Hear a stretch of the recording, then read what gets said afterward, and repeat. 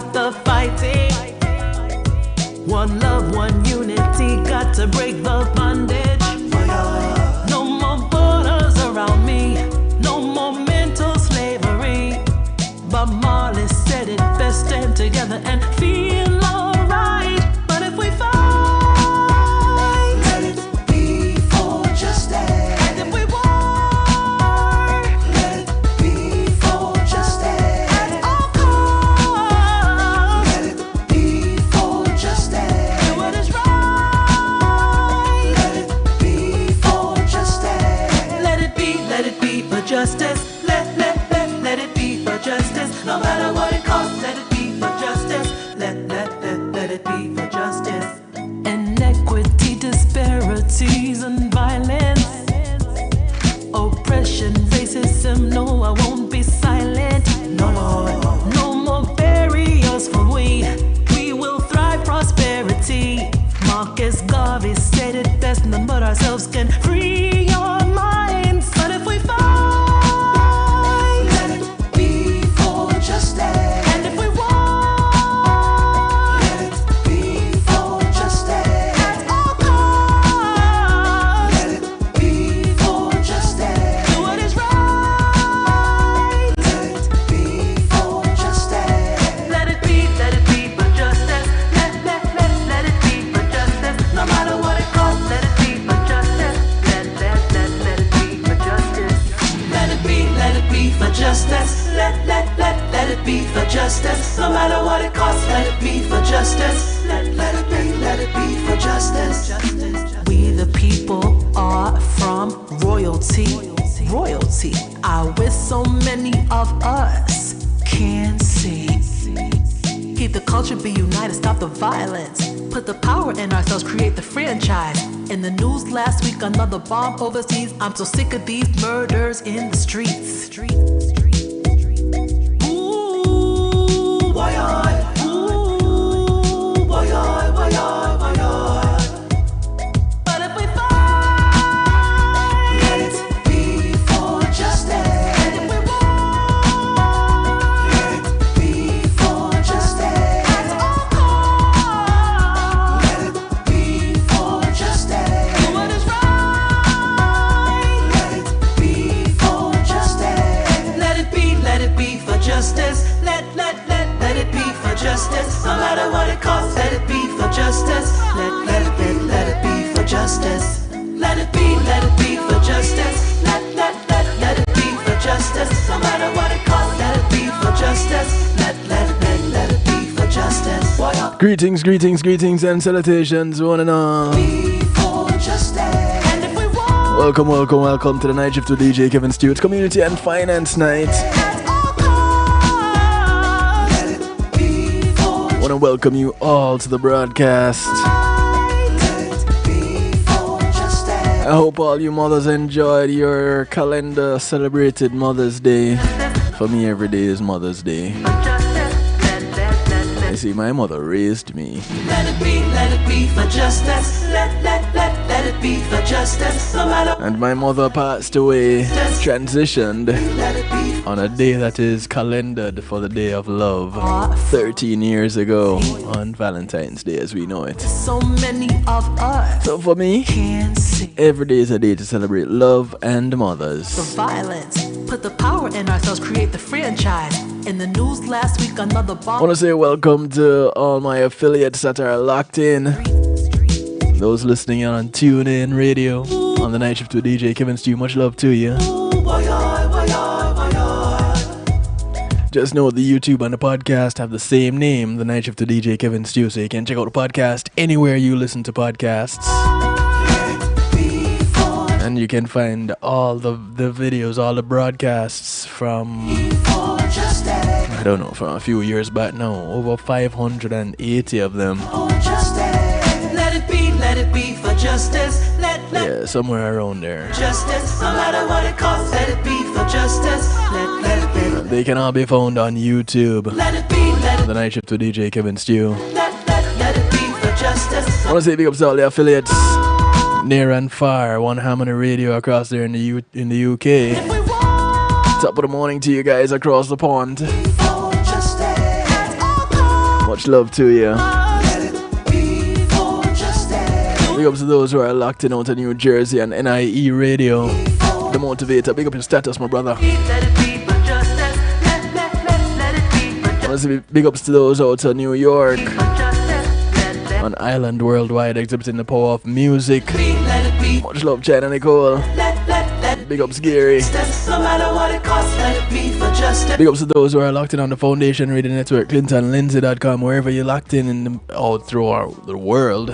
Because, you know, ClintonLindsay.com and the Foundation Radio Network kind of large, you know? Can't see. Keep the culture, be united, stop the violence. Much love to the Texas Massive. Franchise.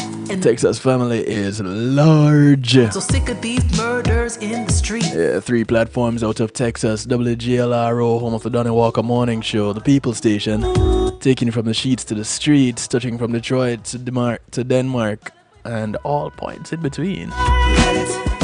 Yeah, he goes far. Big ups to Aliwap Radio and Dusik Media Groups. All representing Texas. You know, they do things bigger in Texas. Big ups to those locked in on PEMGTV.com.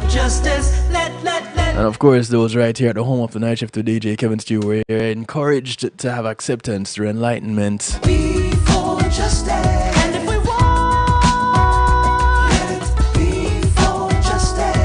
I want to say thank you to my segment sponsors. Policy Media Group and Being in the Moment is Priceless. Give them a call. What can they do for you? Everything you see here on kevinstew.com and more. They have a wedding, a graduation, a party, a seminar, a funeral. You name it. You want to stream it live on a secure platform, whether it's yours or theirs, they have the hookup for you. Give them a call, 754-999-1140. The people are from royalty. Tell them you heard about them on the Night Shift with DJ Kevin Stew. Many of us can't Want to say thank you to Althea and her Healing Heavenly Hands. try to stop the violence. Put the power in our Althea SU is a licensed massage therapist operating out of Broad County, North Miami-Dade, and South Palm Beach counties. murders in the streets. She comes to you with her table, her oils, and over 20 years massage therapy experience. Give her a call and set up your appointment. Or email her at thealater@att.net. That's THEALATER@att.net. Phone number 954-655-9000. 954-655-9000. She only has one request outside of paying her, and that is that you get off her table and go sleep somewhere else when she's done. It's called the Kevin Stew Clause. Let it be for justice. Because I'm always falling asleep. Justice. Let it be for justice. I want to say thank you to Reggae Global Entertainment. Reggae Global will act as your booking agent, handle your tour management, your social media, your bookings, legal service referrals, music production, marketing and promotion, and so much more. Go ahead and give them a call, 954-804-8199, or check them out online, reggaeglobal.com. See if the services they offer can meet your needs. Let it be for justice. And tell them you heard about them on the Night Shift with DJ Kevin Stew. Let it be for justice. Thank you to McNeil Trucking. People are from royalty. With McNeil Trucking, your goods are in good hands. Many of us can't. They're licensed and insured movers in the state of Florida. Culture, be united, stop the violence. Go ahead and give them a call, 954-406-9740. Last week You want to move from point A to point B, sick of these murders. put some stuff in storage, don't have the manpower, don't have the transportation, no worries. Call up McNeil Trucking, 954-406-9740. Tell them Kevin Stew sent you. Let it be for justice. Let it be for justice. Let it be for justice. Do what is right. Let it be for In the background, kicking things off, the sound of China Nicole. A track called Let It Be For Justice. Let it be for justice. Let it somehow this has become kind of my theme song for addressing matters relating to the law, Justice, no matter what it costs, things relating to court systems. let it be for justice. Let it be for justice. No matter what it costs, let it be for justice. Let it be. Anytime I'm talking about things like that, We the yeah, this seems to be my theme song. royalty are with so many of us can't see. Keep the culture, be united, stop the So tonight, put the power in ourselves, create the franchise. In the news last week, another I think I have my guest with me. Fish, you there? Thank you. I'm sorry. I have been working so hard on stuff, and time got past me. I know how it goes with you sometimes, ladies and gentlemen. The one and only, no stranger to the night shift to DJ Kevin Stew, no stranger to your ears. Those out of Texas, probably no stranger to you either. The one and only David Fisher. Welcome back, Fish.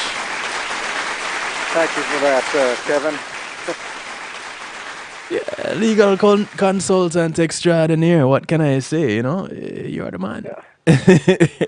Oh man, this is what I've been working on. Is some of what we're talking about tonight, and there was a discovery I made over the weekend and today that kind of rattled me, and it changes a lot in a lot of cases. Really? So, oh yes. This what we're talking about tonight, and we've talked about it before. We've talked about it several times in reference to the Rodney Reed case. Yes. And that the retired judges who have been presiding over his case since 2014 Yes. have been illegally on the bench. Right. And one of them tried to execute him twice without authority. Mm-hmm. And the current one, well, actually, the current one is no longer on the bench. This is another ruling that I found over the weekend that also kind of surprised me. Mm-hmm. But, yes, Langley's off this case. As of when? And just as of his sending his findings to the Court of Criminal Appeals. But that was just last year. That was last year. And at that point, his assignment ended because this is an appeal. He was ordered in as a visiting judge to preside over the hearing. Okay. That the judges ordered back in late 2019 when Reed's second execution was halted. Okay. And so in the rulings by the Court of Criminal Appeals from way back when, that a visiting judge's assignment terminates when they complete their ruling and the 30-day period for appealing the ruling expires.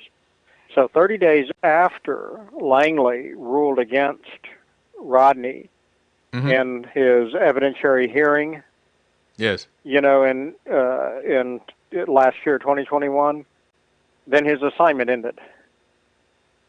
And in order for him to, hear anything more, he has to be reassigned.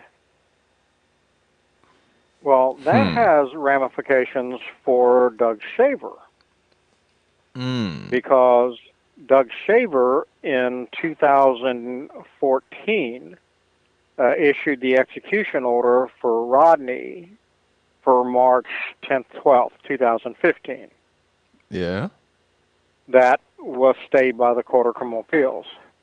Well, once that was done, Doug Shaver's assignment ended. And so when the courts, then later when the defense filed a new habeas claims, Yes. and the court ordered a new hearing in 2017, Doug Shaver was illegally on the bench because he was not reassigned to the case. What? Wait. Yeah, and these are the rulings of the Supreme Court in a similar case, where the judge's assignment order ended. You know where I found this? Sunday night I was doing some research for a reporter Mm-hmm. on a U.S. Supreme Court ruling, and it caused me to have to go on to the Texas Criminal District and County Attorney Association's weblog. This is where criminal district attorneys in Texas and criminal county attorneys have their own website where they blog and ask each other's opinions Right. on legal matters. Yes. So I had to go. I had to go back, and this ruling from the Supreme Court that the reporter was interested in came out in 2011. And I remembered reading on the district attorney's weblog that they discussed this hearing. So when I went to my files and pulled out the Supreme Court ruling, then I went back into the archives of the criminal district attorney's weblog to 2011 to see, exactly, because I remember they were blogging about this Supreme Court ruling. So in rolling the page after page after page after page online backwards, I saw an issue come up on a retired judge that they were blogging about. Okay. That the retired judge ruled against the state, and then the state didn't like it, and so they wanted to appeal the ruling of the retired judge. Yes. Well, guess what? The state lost the file. Hmm? Yep. So the appellate courts had to vacate the ruling. Now, I'm going to tell you, I've never heard of this, but it sure fits a lot of other things I have seen in the past, where the state doesn't like a ruling, then the evidence disappears, and then they have to go back and retry it. Wait. I've seen that more than once. Wait, hold on. Hold the most dangerous part of the call. So, wait. The judge ruled against the court. I mean, the state. Against the state. And the state didn't like the ruling, and the files for the case disappeared? Right. The clerks lost the files. Now, Kevin, I'm getting a little feedback. Not sure where you're getting that from. It just started about 2 minutes ago. Okay. Still there? Fish? Let's talk and see if it's still there. It's getting weaker, but it's still there. That's so odd. Okay. We'll work through it as see if it's still there. We go along. Yeah, it's still there. And as you're talking, you hear it. Yeah, I hear myself. Just myself. When I talk, I can hear like an echo in an echo chamber. It's fading away, but I can still barely hear it. Okay. Okay. Now it's so mild now. It's not distracting. Okay, good. Okay, so we'll just go on. So what you have here, and let me preface it again because this is what this show's about: retired judges. Yeah, courtroom being corruption. To a case. Well, this was a in retired general, judge. Courtroom corruption in general. That's what it is. Right. This is a retired judge who is. It was a bond hearing, and the judge ruled against the state on the bond, and the state didn't like that ruling, so they wanted to appeal it. So, which is kind of difficult to do.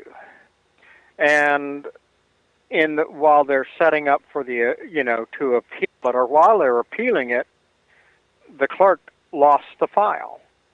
Now that's in order to do that, you have to lose the judge's file, and the court reporter has to lose the transcript. And not only lose the transcript, she has to lose her notes. Her dictation tape. Yes. See, so there's a lot of things that have to happen here, because when you get to the appellate level, the transcript has already been transcribed. You know, the district clerk has her files with all the pleadings, and the judge has his entirely separate file that's known as the minutes of the court. All of that has to disappear. Okay. So it all disappeared. So here's the issue that came up. The state, the district attorney's office, is going to get a new hearing, a new bond hearing. Okay. But they don't want that same judge to preside over it. Because he ruled against them once, they're afraid he'll do it again. Okay. So they want to remove him. And so they're asking their other buddies, how would you handle this? And this is being discussed on this forum. This is on the blog. I'll reach back and copy it and send it to you.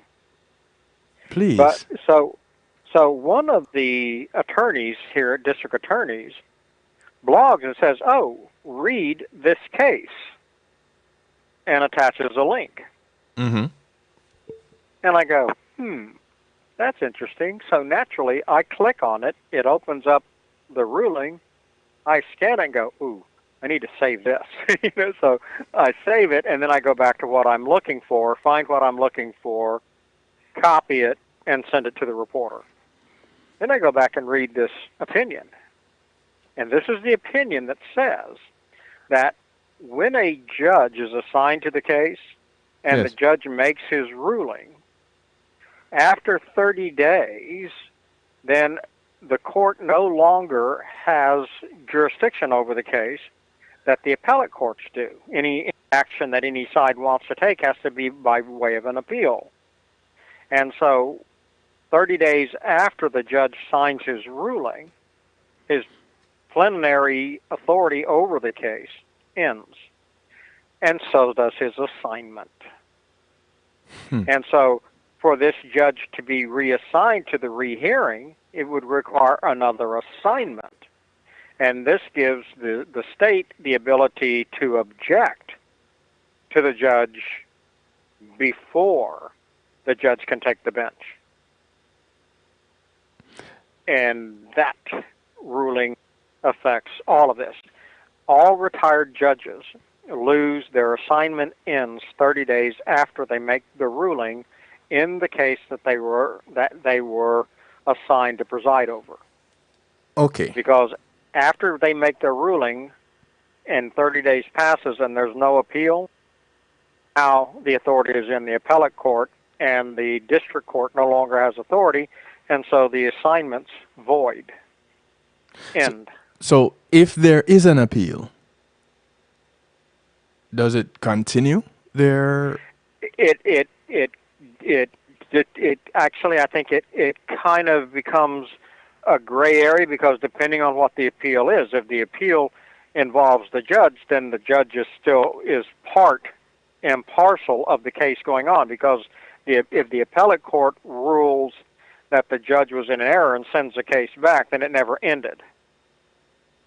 Okay. But if the appeal is done within the 30 days. But if the appeal is just on the verdict, then it doesn't matter? Right, and how the judge, his handling of the case, so that it sends it back and the court remands it back to the judge to relook at his ruling, or they order a new hearing.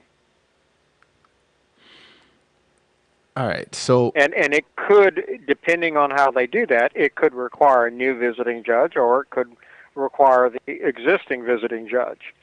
But the issue is that if the case goes on to the appellate courts, and there's not a separate issue about the judge's findings filed, then that assignment of the visiting judge is dead. It's over.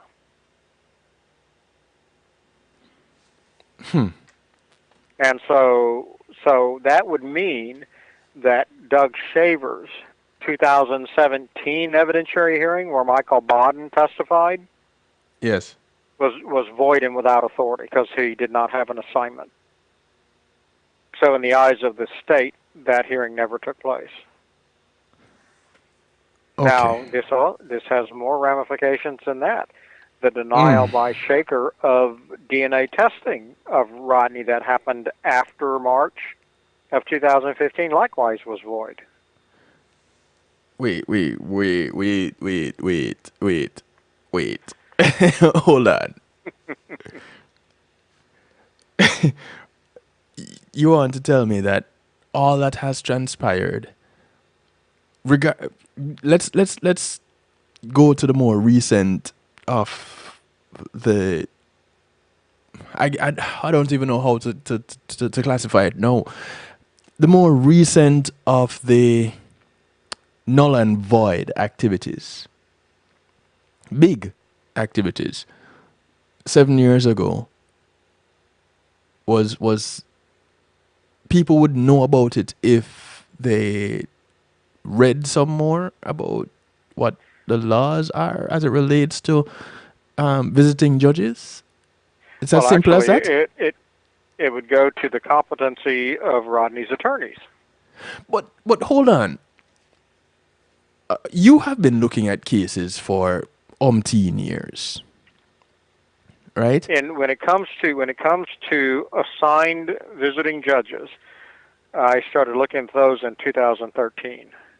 Okay, so let's use that. Almost 10 years now, right? Right. This is the first time, this past weekend is the first time you're coming across this bit of information. Well, no. You see, I've known since it was 2012, 2013 when the Travis County District Attorney Yes. got pulled over on a DWI. Okay. And the Travis County District Attorney back in 2012, early 2013, was the most highest ranked Democrat in the state. Mm-hmm. Because not only was she the Travis County District Attorney, but since she was the District Attorney of Austin, the state capital, at that time, she presided over the Public Integrity Unit that had statewide jurisdiction over all officers of the state, Mm-hmm. like Tom DeLay, who Okay. her office prosecuted back, during that time frame, or just earlier than that. But anyway, she got involved in a DWI, and the media went crazy on the Monday morning following her DWI. Now, she was a mean drunk. I mean, this is a 60-something-year-old woman. Mm-hmm. In the video that was released to the press for Monday morning, Yes. the Austin police had her strapped in a wheelchair. I mean, bound down. And she had a spit mask over her face Oh, wow. with her hair just frizzed out everywhere around it. And she was still trying to kick, and the officers. I mean, like I said, she was a mean drunk. Right. When I saw the video, the first thing came to mind was Hannibal Lecter's mother. I mean, that's what she looked like. Leave it to you. Now, I listen to talk radio in the mornings, and so it was a major topic, and people were going crazy, wanting her to resign, over this, being prosecuted. And so I called into the talk show and said, look, anybody in Travis County who is offended by the DA's, being drunk, that under the Texas Government Code, Chapter 87, by writ of petition, any citizen of Travis County can file a writ to have her removed for public intoxication. I said, now, this isn't where you take, names, like a regular petition. Mm-hmm. The petition is a charge where any citizen can bring a charge in a district court charging the officer with a violation under the chapter of the government code under which an officer can be removed. Public intoxication is one of them. Well, the wife of a local attorney, Republican attorney, heard that, and she called her husband, and he looked up Chapter 87, and he filed a writ of petition. And Okay. then thereafter, I talked to him several times.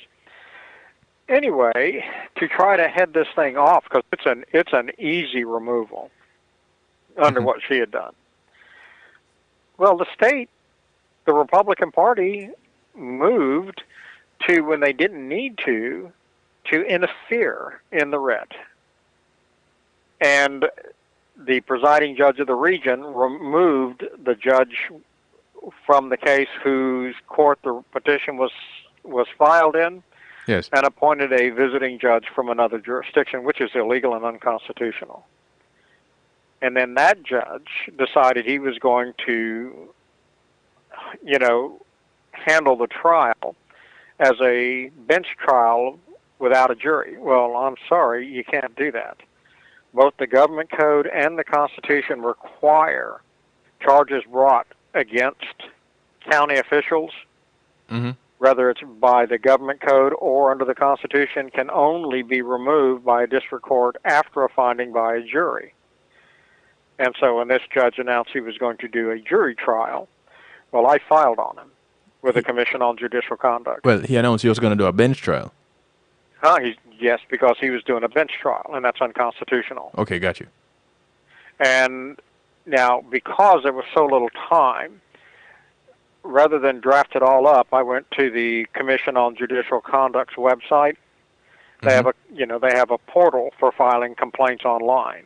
Okay. So I quickly drafted the complaint, and I'd never done it this way before. And if you do it this way, you have no record. Once you send it, it's gone. And so before I sent it, I got kind of a queasy feeling that how will I ever prove that I did this? Right. And so I backed up, screenshotted it, and then sent it. Okay. A week later, I hadn't heard anything from the Commission on Judicial Conduct, so I called. And they said, I said, yeah, I need to call. I sent a complaint via your web portal last week, and I haven't received a response. And I need to verify that y'all received it, or went, didn't go to junk mail or something. And the secretary answers the phone and says, no, we received it. And I go, how would you know? Because, she's the secretary. Right. I would think that this goes into investigations. She goes, because I receive these and I decide, whether they get turned over to an investigator, and I have it here in my desk. And I thought, lady, you're a nut. That's not, you don't get to decide. So, it's so PO'd. No. Yeah, welcome to Texas. So I called the committee on the Judiciary, the House of Representatives committee, who had been in a big fight with the Commission on Judicial Conduct. They've been going on for a year. And when I told the legislature what they had just told me, well, they threw a fit. And they called the commission. And they had a row. And then shortly I get a call from the executive director of the Commission on Judicial Conduct apologizing, and they have my complaint, and they're going to submit it, and apologizing. And guess what? The judge goes ahead and holds a bench trial and doesn't remove the DA. Oh. And I'm waiting, and I never receive a response. And so I thought, okay, I need to wait until this executive director is gone. So a couple of years later, under a new executive director, I called that director and said, hey, look, I filed a complaint against the judge on the online portal, and I've never received a response, not even a boo. Oh, well, Mr. Fisher, you have to. We're required to by law. And I said, well, law or not, I haven't received it. And he types away and he goes, I'm pulling up, our file on you. And I'm going, what? What? You have a file on me? Well, apparently if you file on a judge, they track you. And I thought, well, there goes any chance of me ever having an honest day in court in this state. And then he goes, oh, yeah, here it is. It says, and you've never received a response? I said, I have not. Not a letter, not an acknowledgement, not a nothing. I said, you go ahead and forward me what I'm entitled to under the law. Oh, yeah, I'll get that out today. Never heard anything. You know when I finally got that record? When was that? November of last year. When did you say you filed this? In 2013, October 2013. So it takes almost a decade for them to process and send a response when you go through the portal to file a complaint? Oh, but it's just not that simple. You know, I filed a Rule 12 request, a judicial records request, formal this time, in writing. Mm-hmm. And so, next thing I know is I'm being emailed somebody else's file from Pampa, Texas. Mm-hmm. So I have to email the investigator back and say, this is not my file. Oh, we're so sorry. We're so sorry. I said, well, I've deleted, the file you sent me. Oh, we really appreciate that. And then, I wait, and then I get my files, except guess what I don't get? Now, I get the one I filed on Shaker in 2015 to stop Rodney's execution then, but not the one from 2013. So I go back to him and I said, where's the 2013 file? He goes, what do you mean? I said, well, I filed a complaint through your web portal back in 2013. You're a liar. You're a liar. You're a blah, blah, blah, blah. Curse, curse, curse, liar. We didn't have web portals until 2016. And I said, well, I don't know where you grew up, but here in Texas, y'all had it back in 2012-13 because I used it. And he goes after me again. I said, okay, that's fine. So I file a complaint against him. Okay. With the new executive director. And say, I need that. And so she goes, oh, we'll get it to you, but we're going to have to go back because those aren't kept here because we have to go back to the files and pull it out. I said, that's fine.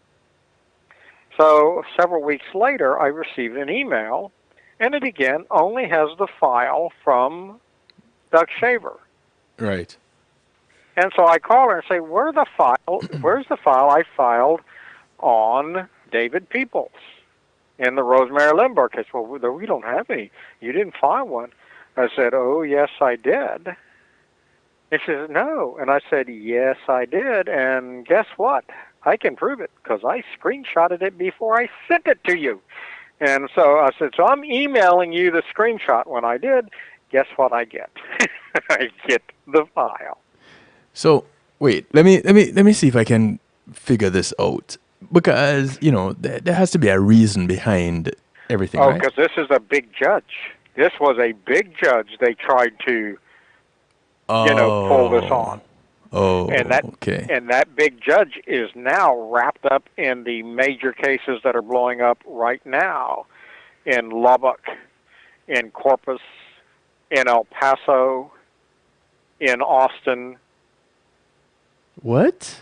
Oh, yes.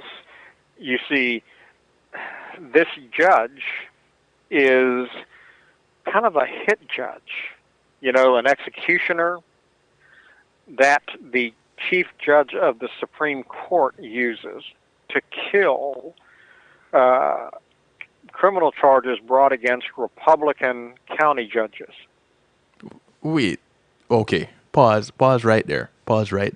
Let me take care of some housekeeping. Get this out of the way, and then I want you to pick up right at that point. We're going to part company with those on Facebook Live, those on Clubhouse. Thank you guys for tuning in. Come on over to kevinstew.com where you're encouraged to have acceptance through enlightenment. Jump into the stew pot. It's what others call a chat room, but because we're fancy, we call it the stew pot. It's where we keep things interactive and bubbling. You don't need to register, sign up, offer your firstborn, an internal organ, or any kind of blood sacrifice. Just go to kevinstew.com. You can remain anonymous if you want to. You can put your name. Interact with us there. I'm going to part company with you guys. But before I do so, I want to make sure that you guys remember that, Mother's Day is gone, but you can still take care of Mom and anybody else. Visit my Mary Kay website, marykay.com/Kevin Stew. Get the exfoliating powder. It's still available. It's amazing. It's so multi-use. It's amazing. Go ahead and get that and do some other shopping. Take care of your hands, take care of your face, take care of your body, take care of your feet. Mary Kay has things for your skin in general. Skincare is what it's all about. It's not just makeup for men and women and even your teens. So visit my webpage, marykay.com/Kevin Stew. If you can't remember all that, just go to kevinstew.com and there's a link right there. And also on Saturday, happening at Eats 876 downtown Fort Lauderdale at 627 South Andrews Avenue. It's a GMAT Music Solutions event. It is Rhythms of the Heart. Performing live this Saturday, Phil Watkis is in the building. Come on and check him out. Ladies are free all night. Men, your tickets are available on Eventbrite. It's $10 pre-sold. Get your tickets now. I'll see you there. Facebook Live. You guys on Clubhouse. I'll catch you all later. Right now, it's back to David Fisher and blowing our minds with this little bit of information right here. Fish. Okay. So let me explain, to expand, because you've got to learn, you have to know something about the way the system works on judges. Okay. Texas has 254 counties. Okay. And the state is divided up into 11 administrative judicial regions. Now, there's a administrative judge who then presides over all the courts in that judge's region. For when a judge is sick and can't attend his trial, the administrative judge then appoints a retired judge or visiting judge to handle the court cases. So these 11 administrative judges are the ones who assign other judges. In this case involving the district attorney of Travis County, the judge who was assigned to preside over the case was actually the administrative judge of the 4th Judicial Region. Now that is out of San Antonio, and that judge controls all of the all the district courts for all the counties from San Antonio south and westward to the Mexican border. So now, administrative judges cannot assign themselves to a case. In Texas, our Constitution under Article 16, Section 40, forbids officers for holding two paid appointments or appointments at conflict at common law. And there are 3 divisions under conflict at common law. The first being self-appointment. People who have the power to appoint cannot appoint themselves to a position or a case. Okay. Now, so what happened? Austin is in the 3rd Administrative Judicial Region. So the administrative judge of the Austin region assigns the administrative judge of the 4th region to come to the 4th region to preside over the trial of the DA, which is unconstitutional, it's illegal. It's a crapshoot. Now, this was specifically to remove the DA from office, because guess who appoints all of the administrative judges? The governor. Okay. Now, in this case, right after the DWI, our governor at the time, Rick Perry, orders the DA to resign, or he's going to defund the Public Integrities Unit. Well, that has all the earmarks of extortion, a criminal offense. So immediately now the governor, and he does it. He suspends the monies to the Public Integrities Unit. So the state appoints a special prosecutor to prosecute the governor for extorting a district officer, state officer. Okay. So you can't assign a judge who's appointed by the governor to preside over the removal of the officer that the governor wants removed. You see how stupid that is? Got you. What do you think the officer that the governor appoints is going to do when he's assigned to Rule in favor of the remove. governor. He's going to do what the governor wanted him to do. Right. So you couldn't do that. Plus, in order for the presiding judge, David Peoples of the 4th Region, to preside over the removal of the DA in the 3rd Region, he would have to assign himself to the 3rd Region, which is, self-appointment, self-assignment. Right. And then because he would now be receiving a salary for presiding over this case in the 3rd Region and the salary as the administrative judge for the 4th Region, he violates, Article 16, Section 40, holding 2 paid appointments at the same time. Oh. And see, so when I raised the complaint, they're like, "Holy crap!" So they just file 13 it and make it go away. And the administrative judge, his hands are tied. If he removes her, then this thing comes up to the appellate courts, and it blows up in his face. Yes. Because I'll come back and refile on him. So he holds a bench trial and doesn't remove her because he had no authority to in the first place. And so they make it go away. But because I filed my complaint through their web portal, they just said, he doesn't have any proof he ever sent this. Right. And they believed that up until last November when I gave them a copy that I screenshotted before I sent it. someone commented here. This is the authority over all the judges that's supposed to regulate and make sure our judges are honest. This is the agency that does that. But okay, and this is why this is called courtroom corruption, because the levels, and you've always been saying this, and I've always heard it even outside of this. They do things bigger in Texas, but you bring it to light, because we do things bigger in Texas, including corruption, hypocrisies. Yes, we do everything bigger in Texas. So not just the good, not just the bragging rights, but everything in between.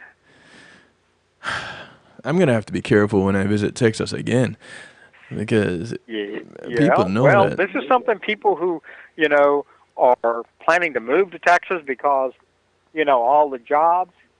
Yes. Well, you give up something for coming here, and that is any resemblance of a legal system.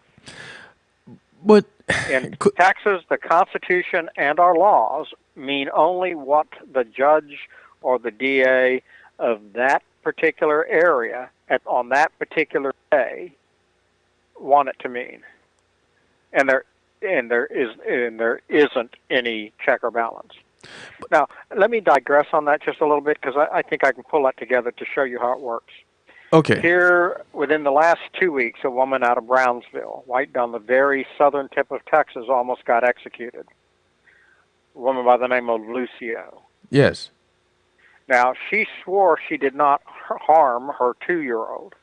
Right. And everybody around says she didn't do it, that her biggest problem was she didn't discipline her kids, that they ran wild. Okay. And the word was from the other children that the child fell down the stairs or was pushed down the stairs by one of the other kids in roughhousing, but it was an accident. Mm-hmm. But the forensic pathologist who did the autopsy, yes, whose name, it's like a Monty Python, show where it said the one whose name that shall not be named or shall be remain nameless. Do you remember that one? That Monty Python with the knights and, they're searching the Holy Grail and they act like they're riding horses. Right. That's a classic. And they keep talking about, the evil one whose name they shall not mention. Right. Well, that's what you have here. Now, guess who represented Lucio, up to her execution? Who was that? Very Sex Innocence Project, the very same people that represented Rodney at that evidentiary hearing last July. All right. Okay, You know no, what's it funny gets about better. that? It gets better. Wait, The before you say, pathologist. Fish, hold on. Go- Before you say Sure. how better it gets, the very first comment on this broadcast tonight is a question to you. And the question reads like this: Has the Texas Innocence Project ever had any success stories? Because the ones that I see from Texas are not project cases, clients. So those success stories. So it's kind of funny that now the Innocence Project is being mentioned at this particular juncture of this Oh well, broadcast. and this will explain why. So, Puchner, the same woman who represented Rodney at that evidentiary hearing, Hmm. and the other woman. Well, this is the Barry Scheck people from Cordova University, up there in New York. They represented Lucio. Now, the pathologist who did the autopsy that was in question, that everybody was saying was wrong, that she Yes. didn't know, she didn't know what she was doing.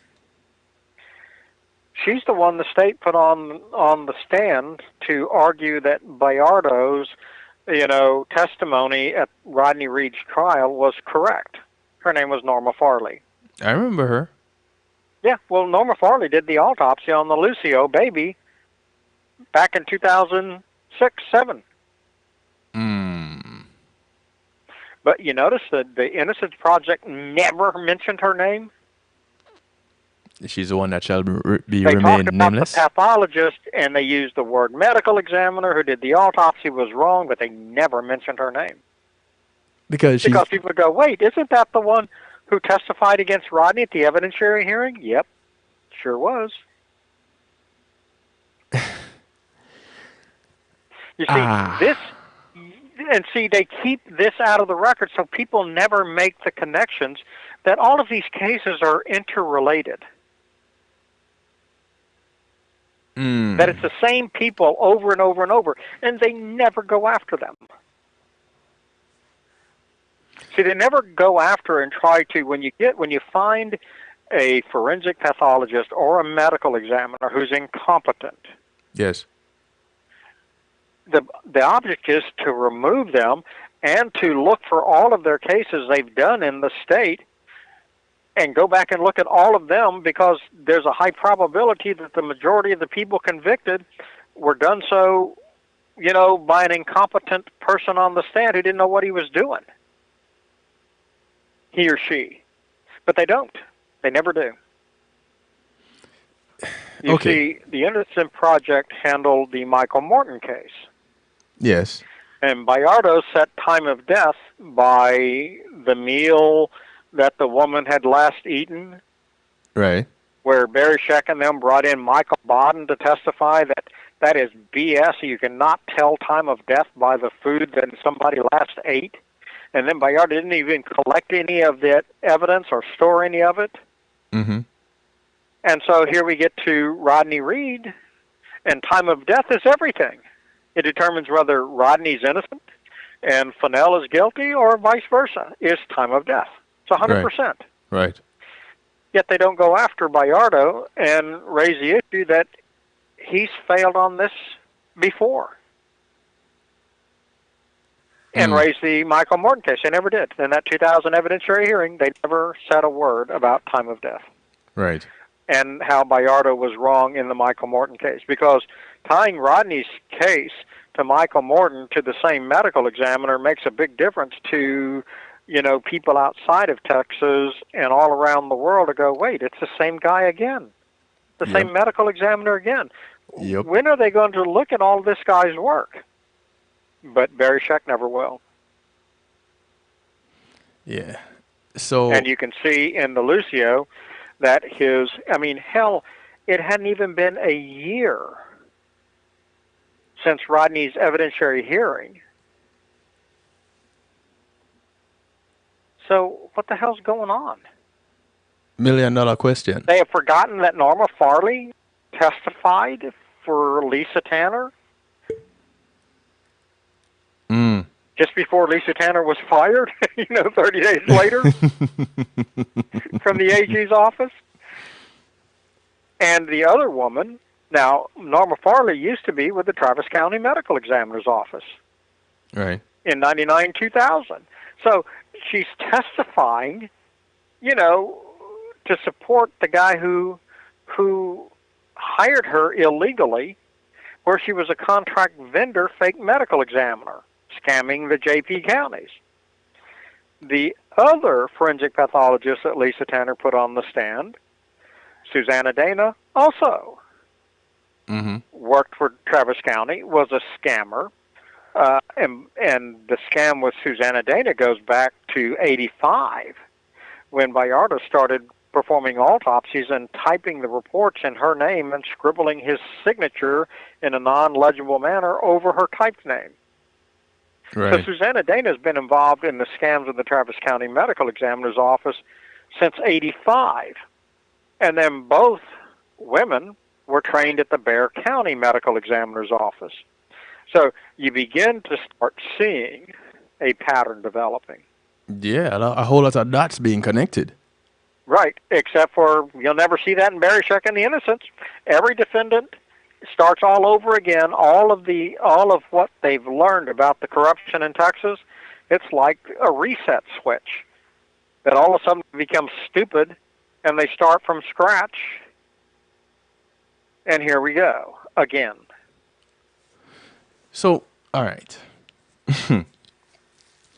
These judges that are playing this game of here it is in plain sight, but you'll never know it because you don't see it.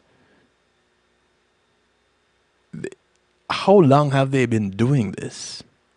Well, I could track back for 22 years, almost 23 years.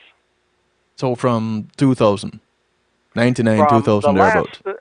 There was a major ruling in Texas in 1999 that required all retired senior and visiting judges have to take the oath of office for each and every assignment. That an assignment is an appointment under our Constitution, and all appointments under our Constitution require the judge taking the oath of office. If they don't, everything they touch and do is void and null, and there is no appeal to it. It is absolutely dead. It was a fake trial that will never be recognized in Texas. And since that time, not one judge. I have not been able to find one judge who's ever taken the oath of office. One judge or Doug one Shaver? retired visiting judge? Not one. Not a retired senior or visiting judge. Not a one. Now, Doug Shaver retired in 1999-2000. Okay. I told Bryce Benjett, Rodney's attorney with the Innocence Project, Yes. in the fall of 2014, that Doug Shaver hadn't taken the oath of office, and thus his execution order he signed for the following March was null and void. And Bryce blew it off. wasn't gonna do anything. That's why I filed in February 2015. I filed on Doug Shaver with the Commission on Judicial Conduct, challenging his legal authority on the bench, having never taken the oath of office. Now, at that time, Quincy McNeil had joined the Innocence Project on Reed's case with Bryce Benjett. Okay. And so, knowing Quincy, having known Quincy since 2002, when he was a reporter here in Austin, I asked him to file through his law firm. He was with a big law firm. Yes. Request the oaths of Doug Shaver from the Secretary of State and see if he gets the same thing I get, to see if they treat him differently with that law firm than me individually. Right. And he did. And then I asked him, whatever you get, forward to me so I can compare it to what I have. And he did. Now, I did this primarily to show that the Innocence Project knew that Shaver did not have an oath on file, and thus, if Reed was executed, it constitutes an actual murder, first-degree murder, death penalty case murder. Mm-hmm. And so Quincy does it. The Secretary of State tells him, and I have those records, that Doug Shaver signed his last oath in 2000, but they don't have a copy of it because it's been destroyed as a part of the record retention program. You never destroy an oath on a judge, who files them, to preside over cases, because it's the oath that controls whether the judge was legally sitting on the bench. And this is the first time and the last time I've ever seen the Secretary of State admit that they've destroyed an oath. But Doug Shaver hadn't filed an oath. Yes. But the point was that he retired in 99, and he had not taken the oath of office for any case that he had been assigned to from 2000 to 2015, including Rodney's case. Mm-hmm. And I filed on him. Now, this time, since I did it by way of a fax, so they knew I had a record, so they opened an investigation, and that investigation stopped the execution of Rodney, not Dr. Bodden's affidavits, which I was behind. I was the one that presided the files to A&E TV and asked them to take the records to Michael Bodden and have him review them. Okay.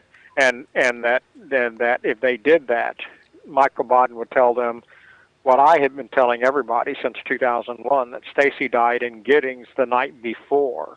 It was her dead body that was brought here and dumped. Right. To frame Reed. And that's what all the medical examiners who've looked at this, the records, has come to the same conclusion, except Bayardo and those compromised people that Lisa Tanner put on the stand last year. Who happened to be connected in a bit of a corruption. Well, right, in the state of tied Texas. to the same Travis County and Me's corruption. Right. So the Innocence Project has known that Doug Shaver was illegally on the bench. Right. It was me filing that stopped the execution. And so Doug Shaver stays on the bench, and as we talked about a little earlier, once Doug Shaver signed his execution order, his authority on the bench is gone. He has to be reassigned to any other actions that the Court of Criminal Appeals hands down. But they never did. Until 2017, when they ordered an evidentiary hearing. And Shaver shows up again, having not been reassigned to the case. Presides over that hearing, again not having taken the oath of office, and rules against Rodney again, which results in a new execution order for November, 2019. Mm-hmm. And of course, I know, and the state knows, and the Commission on Judicial Conduct knows, that I'll refile on Shaver, if he signs that execution order. Only in the response I got back in 2015 from the Commission on Judicial Conduct, yes, they sent me a fact page that tells who the Commission has authority over. They have authority over municipal court judges, justice of the peace, Supreme Court judges, judges, senior judges who are assigned to cases, but they don't have authority over judicial candidates. Mm-hmm. And that rang a bell to me. You see, all of these rulings that I've been reviewing over the years about retired and visiting judges, yes, a judge is not a judge until they take the oath of office for their appointment.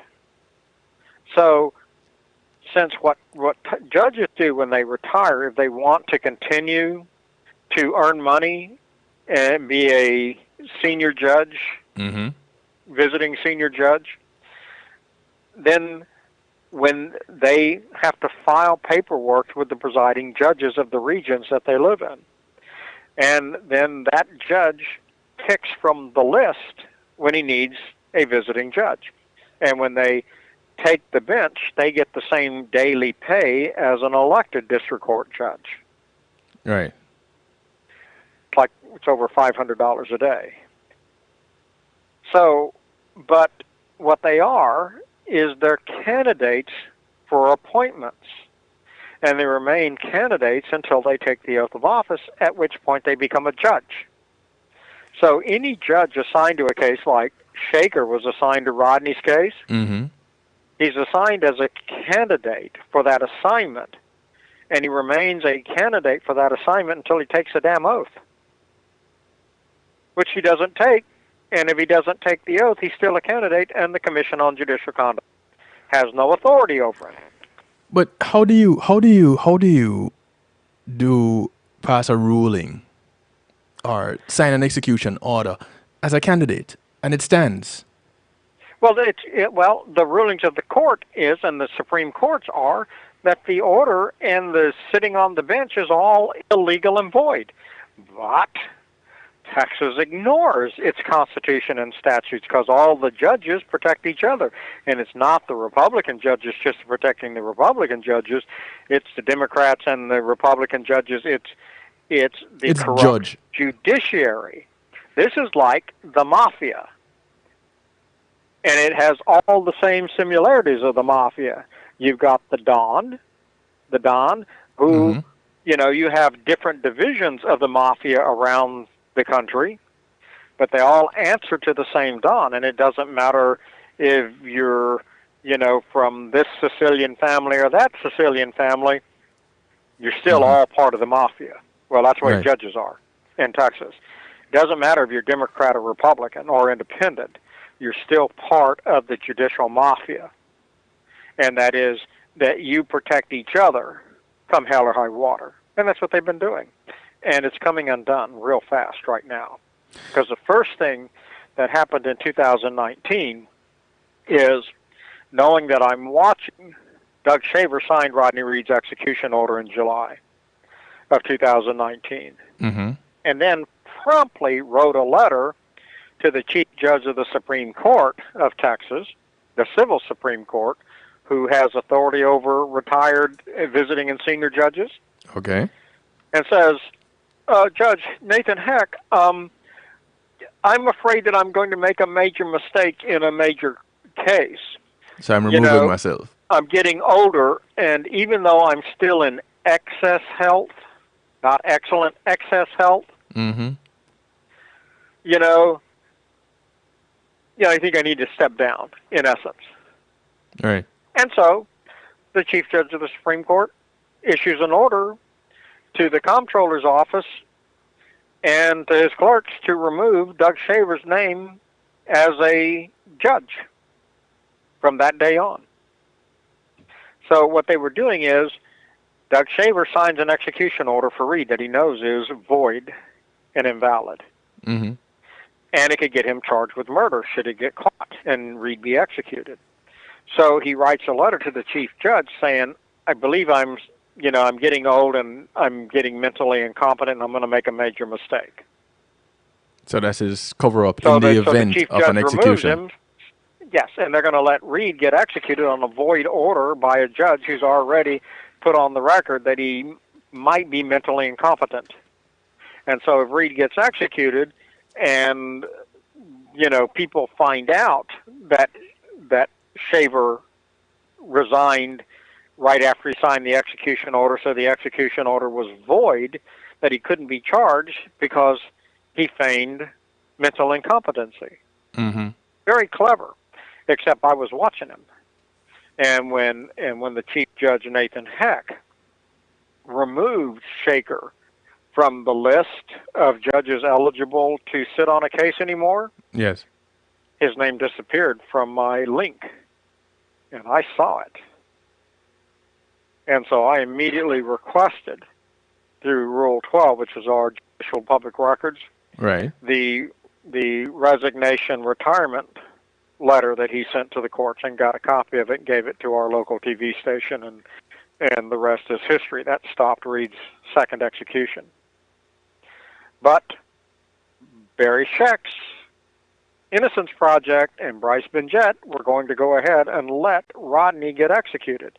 Now, one would say, well, how do you know that they were aware? Because there were 3 death row inmates in 2019 who had execution orders signed by retired judges who never took the oath of office.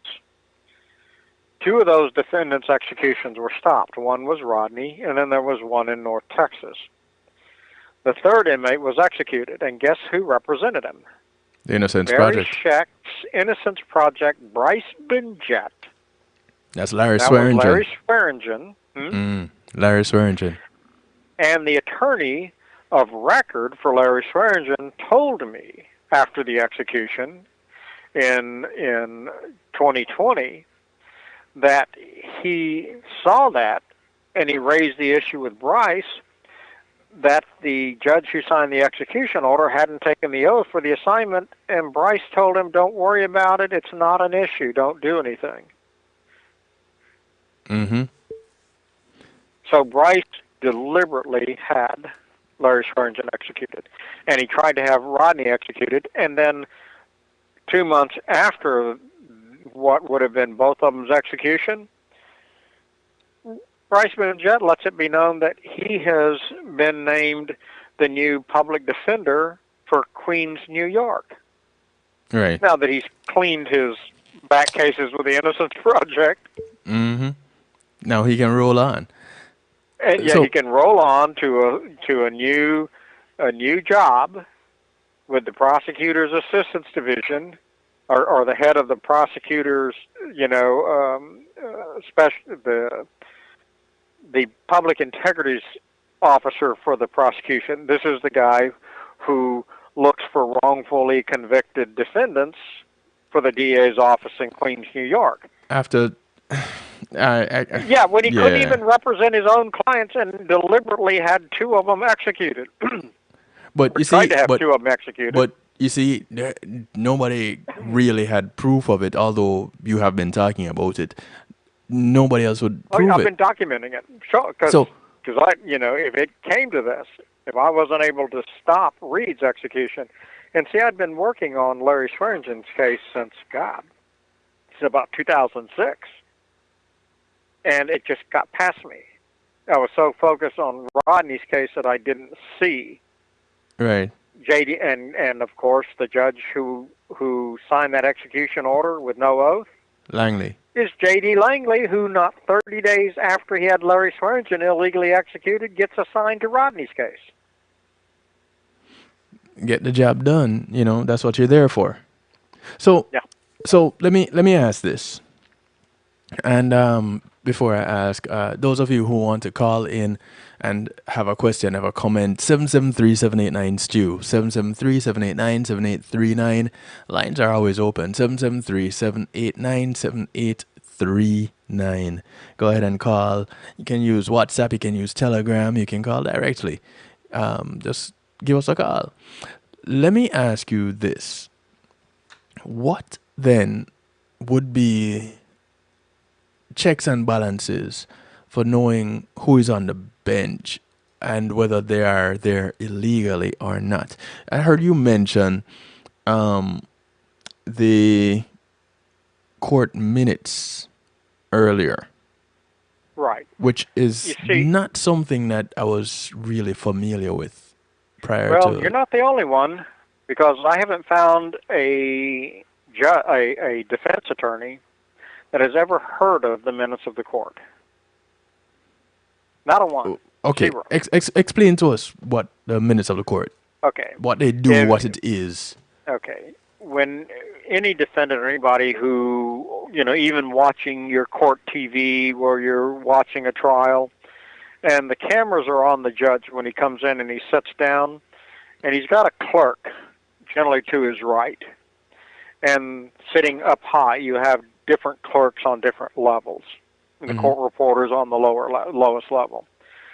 The clerk who's on the highest level is the clerk of the court. and Okay. she maintains the judge's files. So the judge's file is an accordion file. It's got a cardboard front and back with an accordion expander rib.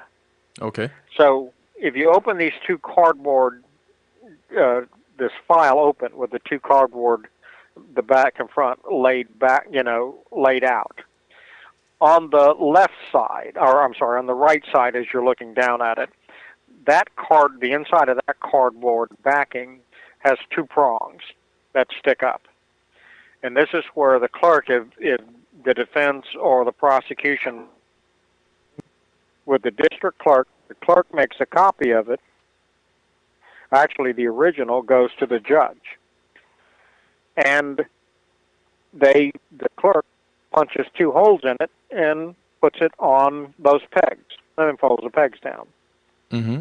On the left side, on the inside of the left cardboard folder, which is the top, you have on the inside you have a glued sheet of paper. Generally, it's glued. Sometimes it's pronged, and it shows places for the date, the judge's initials, and a line for him to make a comment. So when the judge makes a ruling on the bench on a motion, then he takes on the folder, on the inside of the folder, he writes, this day, motion heard, motion denied. Mm-hmm. That way, the next hearing he has is all he has to do is open the file, look at his notes, entries, read that, and he goes, oh, I remember this.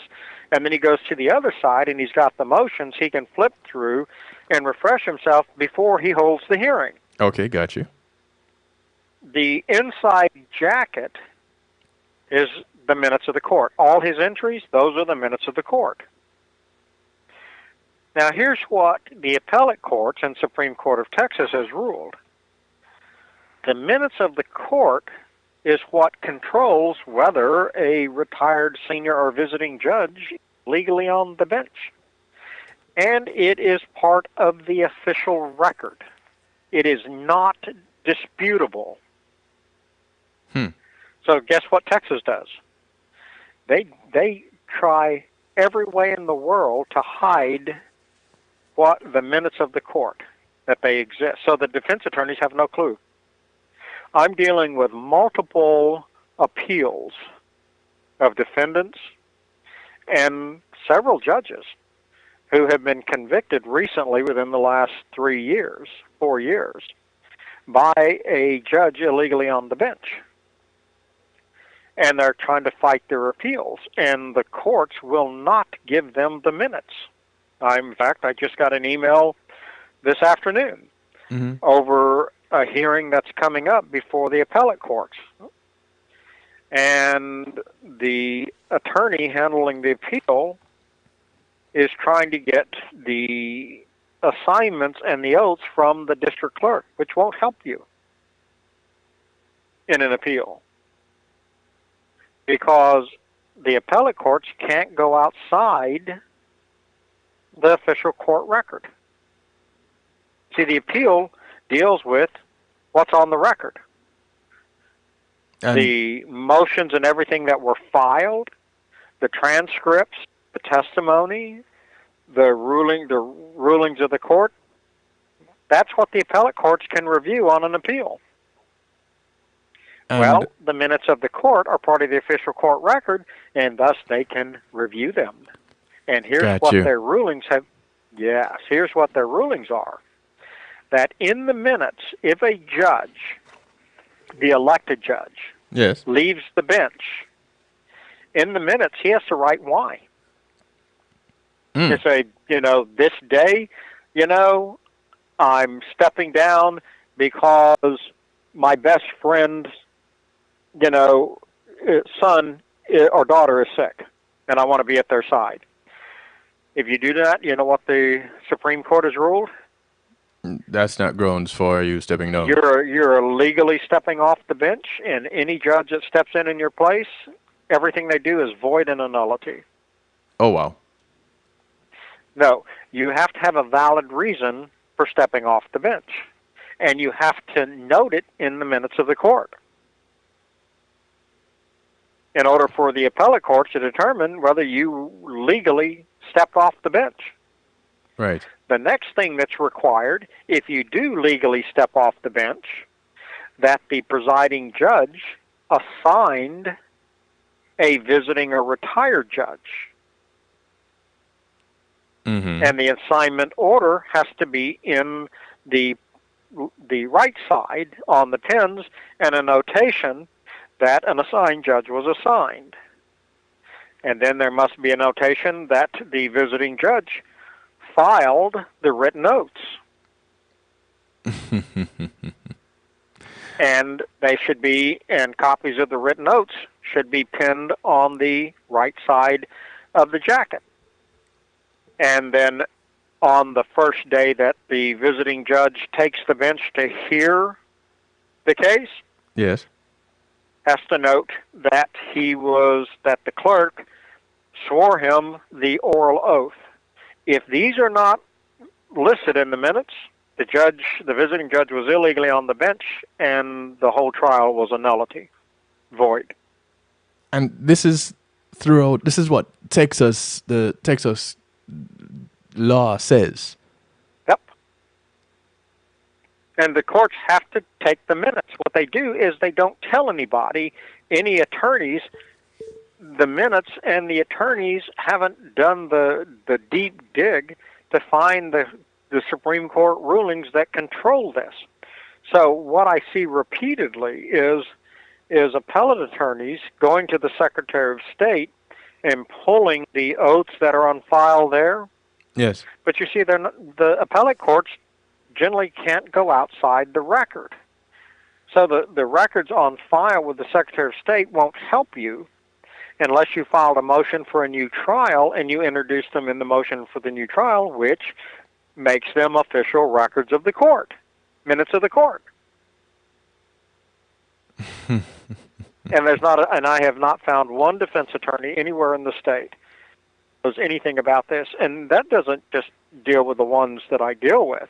Anytime I talk to an attorney, I ask them, do you know what the minutes of the court are? Not a one has ever said, no, I never heard of them. So, how can they not know? How did you know? Because back in '89, I had a family member that had a civil suit with a major home builder in Houston. Yes.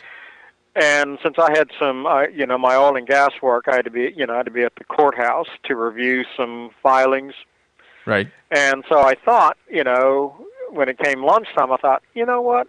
Even though I was told to keep my nose out of my family member's business. Right, but being a Botinski. Like that ever had anything to, any effect on somebody who has a nickname, Botinski. Right. So I went up to the courtroom upstairs in the Harris County District Court to the third floor, and went to the courtroom, looked in the door, and the courtroom's empty except for the clerk. The judge's clerk's on the bench. So I walked in and told her that I wanted to see the judge's file, because I knew the judges had a file. And, well, she challenged me, said, no, you can go down and look at the district clerk's file. I said, yeah, I did that, but I want to see the judge's file. And the files of the judge are just as public as the district clerk's file. And I said, look, I'm going to sit down here right in front of you. It'll take me 5 minutes tops, and I'll be out. So she pulls the file out of the the folder out of the file, hands it to me. I flip into it, and what I see is the judge and my family member's attorney dismissing all of their witnesses. They're throwing the case, and the trial is next week. And I note on the inside of that jacket at the top, where the judge made all of his entries and the communications between him and my family member's attorney. Yes. Said minutes of the court. So that's stuck. And the first time when I start reviewing these retired judges, and I see the Supreme Court and the appellate courts years ago ruling that the minutes of the court are the official records of the court, and thus the appellate courts can review them as they're part of the original case file. And it's the minutes that control whether the judge was illegally on the bench or not. So I guess that no defense attorney, one, has ever been taught this, at law school, which that doesn't surprise me. And no defense attorney has ever asked to see the judge's file. Okay. So who can request the minutes of the court? Well, that's something that's being argued right now, because I have one of my clients file just recently a Rule 12 request for the minutes of the court in their case. And the administrative judge of the region denied the client access to the minutes of the court, claiming that they're not, part of the files of the court that are open to the public. Okay. And so client appealed to the Office of Court Administration.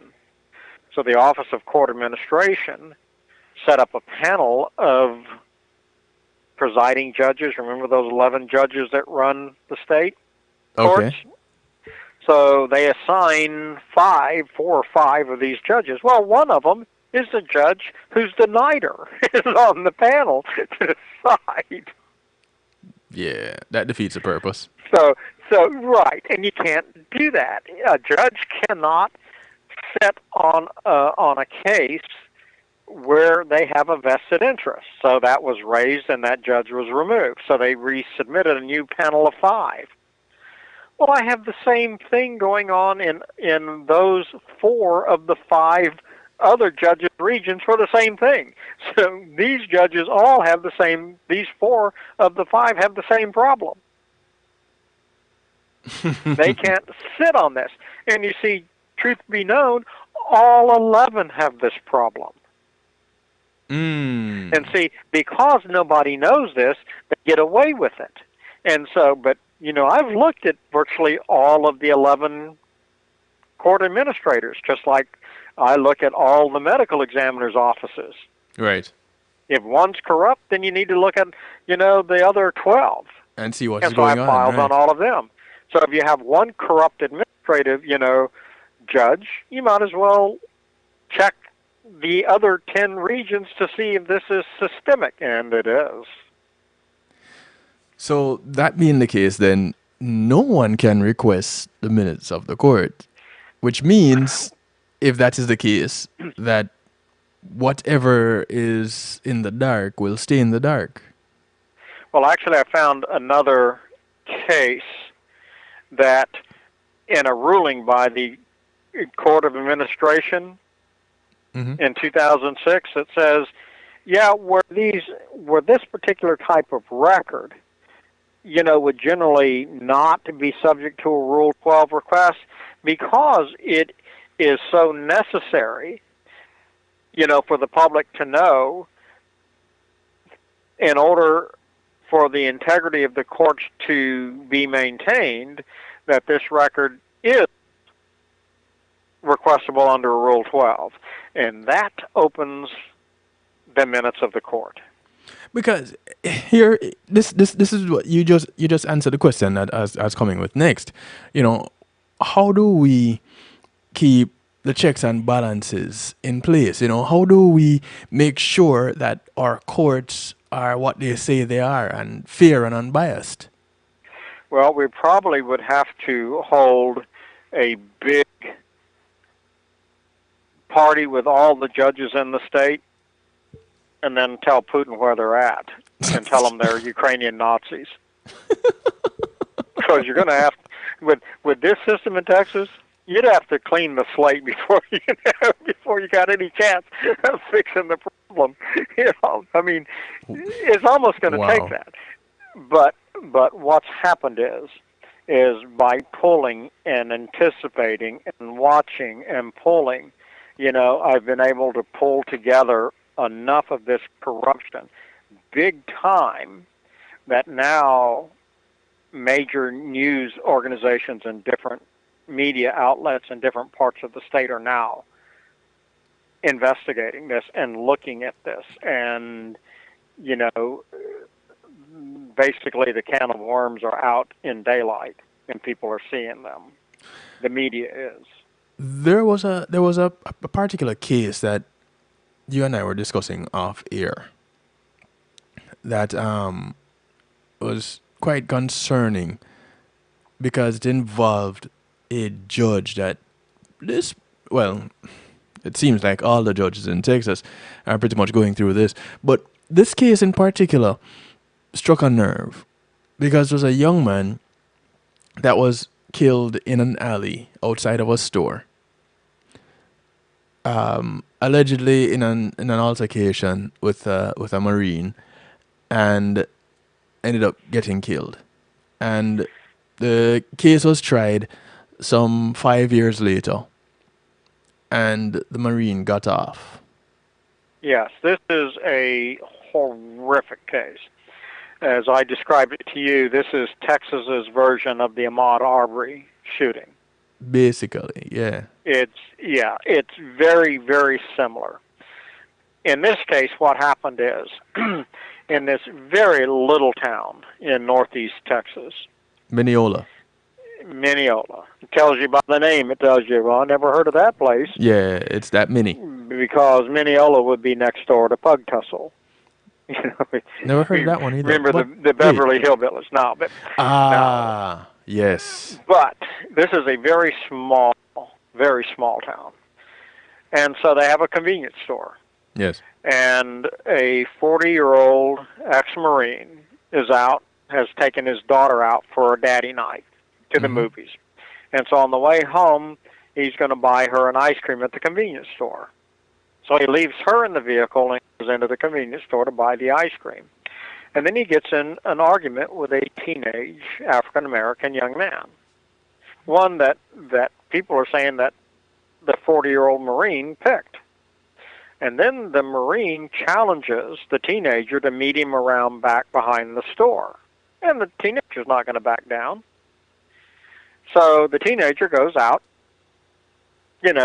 around, to the back of the convenience store.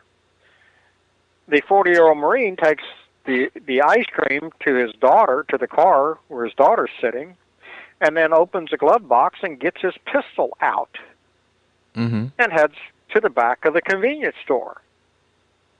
Now, in the interim of the first teen leaving the teen, the white guy Marine had the argument with, while the Marine is at his vehicle getting his gun, another 18-year-old African-American male,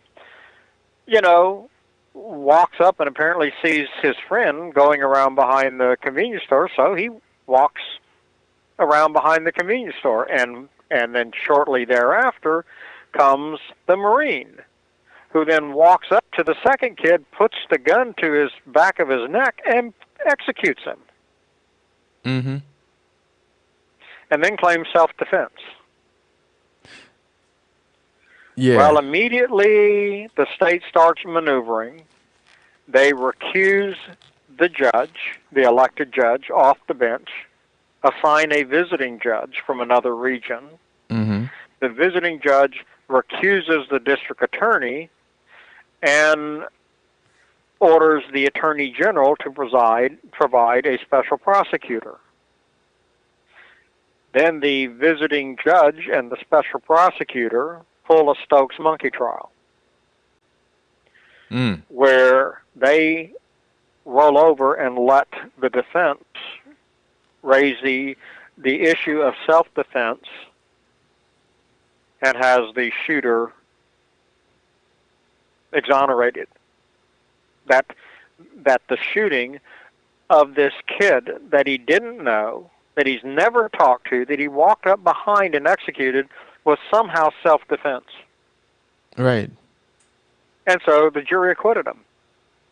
Now, when I saw this in the media, I called some attorneys for that region, Northeast Texas and asked them if they attended this murder trial, and they said, yeah, that the courtroom was packed with attorneys from all over the region. So I asked him, I said, did you get the impression that the Attorney General threw that case? And that's when he told me, oh, God, yes. Said it was, the Stokes monkey trial all over again. I mean, it was a dog and pony show. It scared them that to see how easy it was for the state to maneuver the system to let a cold-blooded murderer walk after executing somebody he's never talked to, walked up behind, and shot. Yeah. Now, the only thing that saves this case is that retired judge who was presiding over it didn't take the oath. So that trial didn't happen, and that defendant can be retried for murder without double jeopardy. Really? Yes. But and they're gonna have to. when They're that, gonna right have after to that prove trial, though. I'm sorry? They're gonna have to prove though that judge didn't take the oath.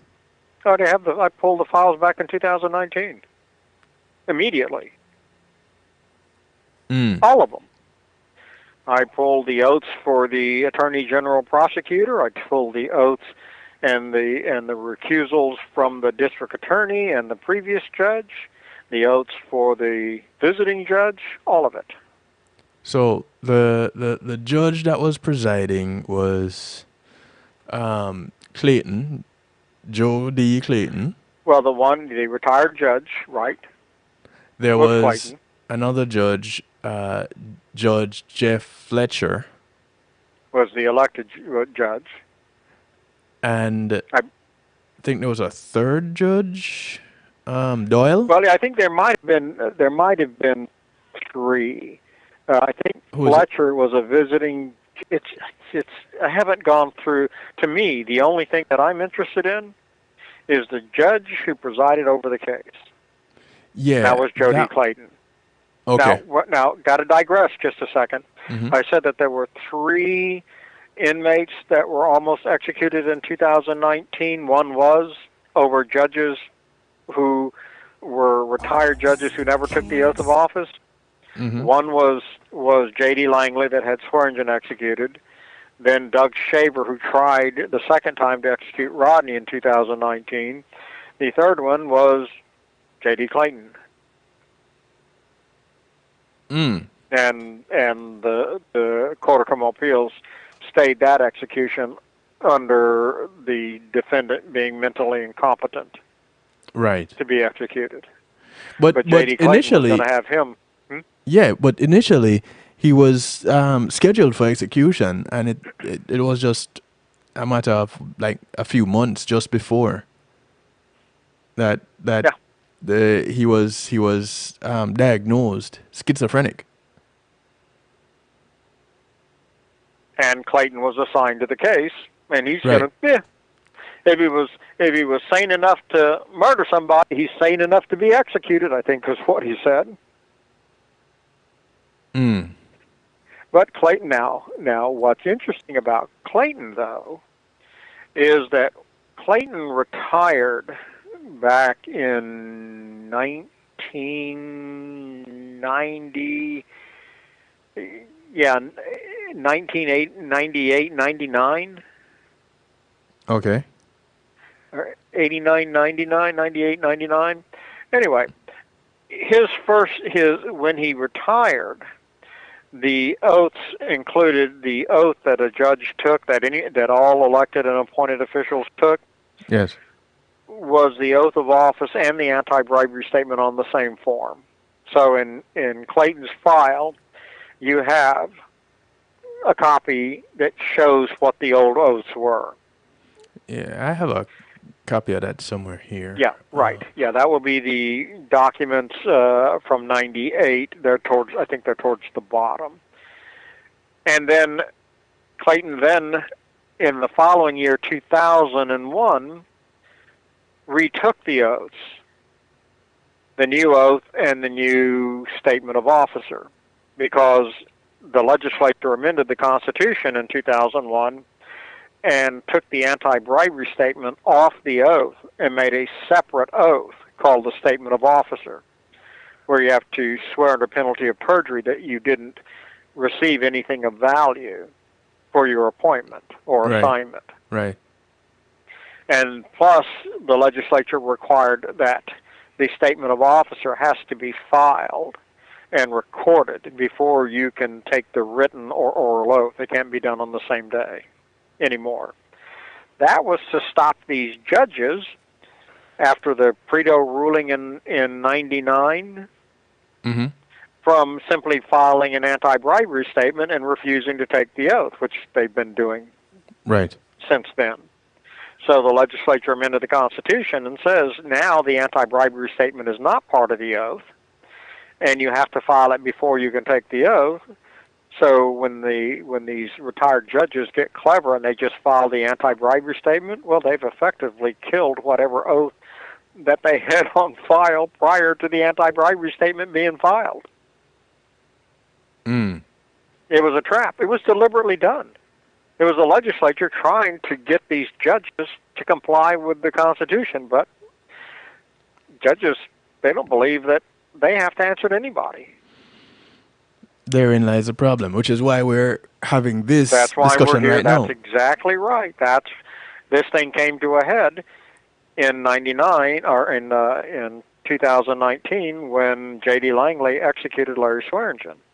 Now, I got mad when I saw that, and I went to the legislature, and I threw a fit.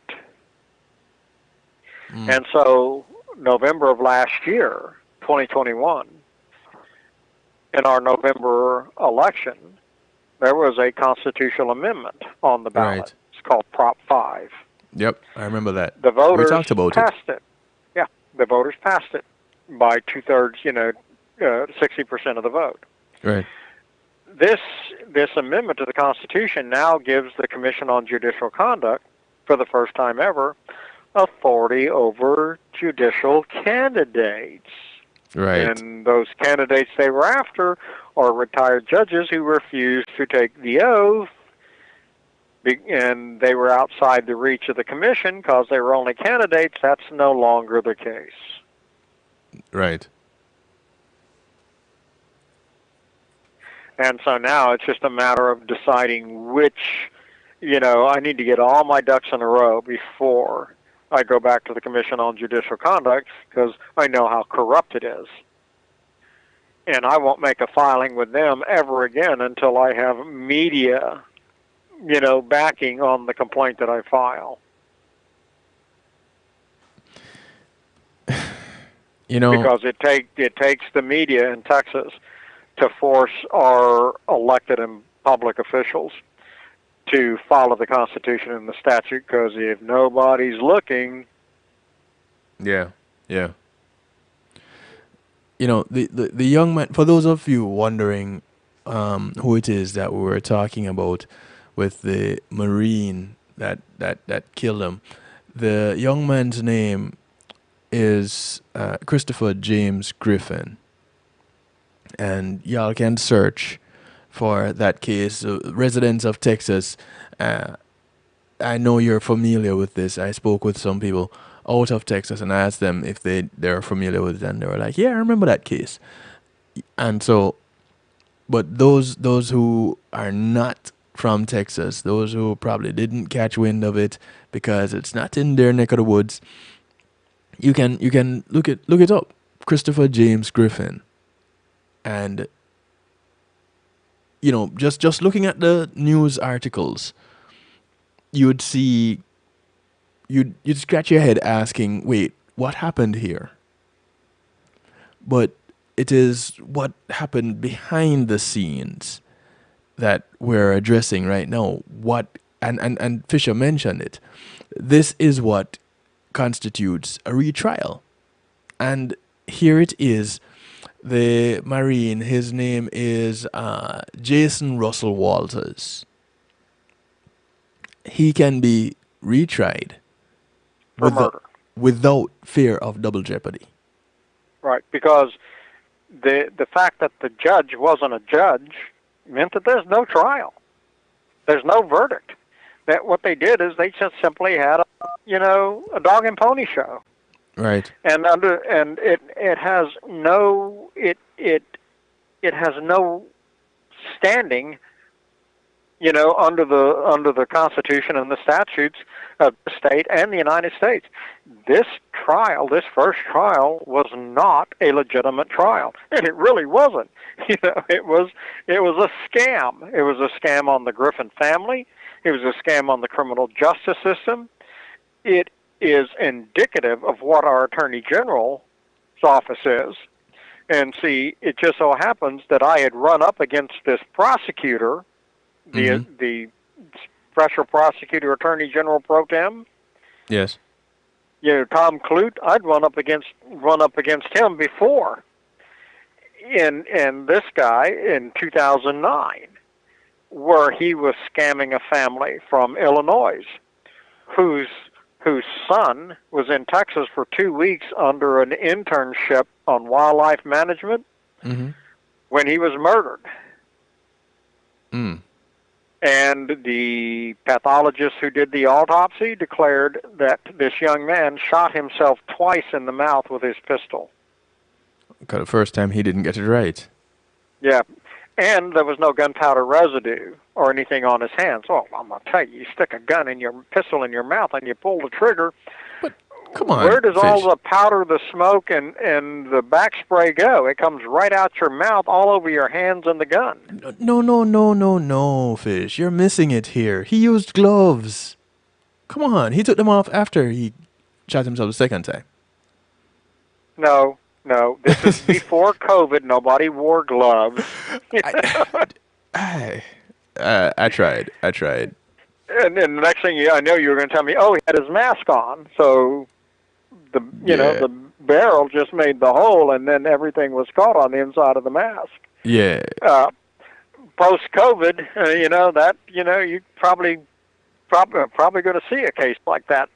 Sooner or later, that they're going to allege the same thing. That the reason there was no gunpowder residue on the hands or on the gun is because they had their COVID mask on when they shot themselves in the mouth. But the forensic pathologist who did the autopsy that said that the defendant shot himself twice in the mouth. Yes. Was good old Susanna Dana. You mean our friend Susanna Dana? The very same one. Oh, wow.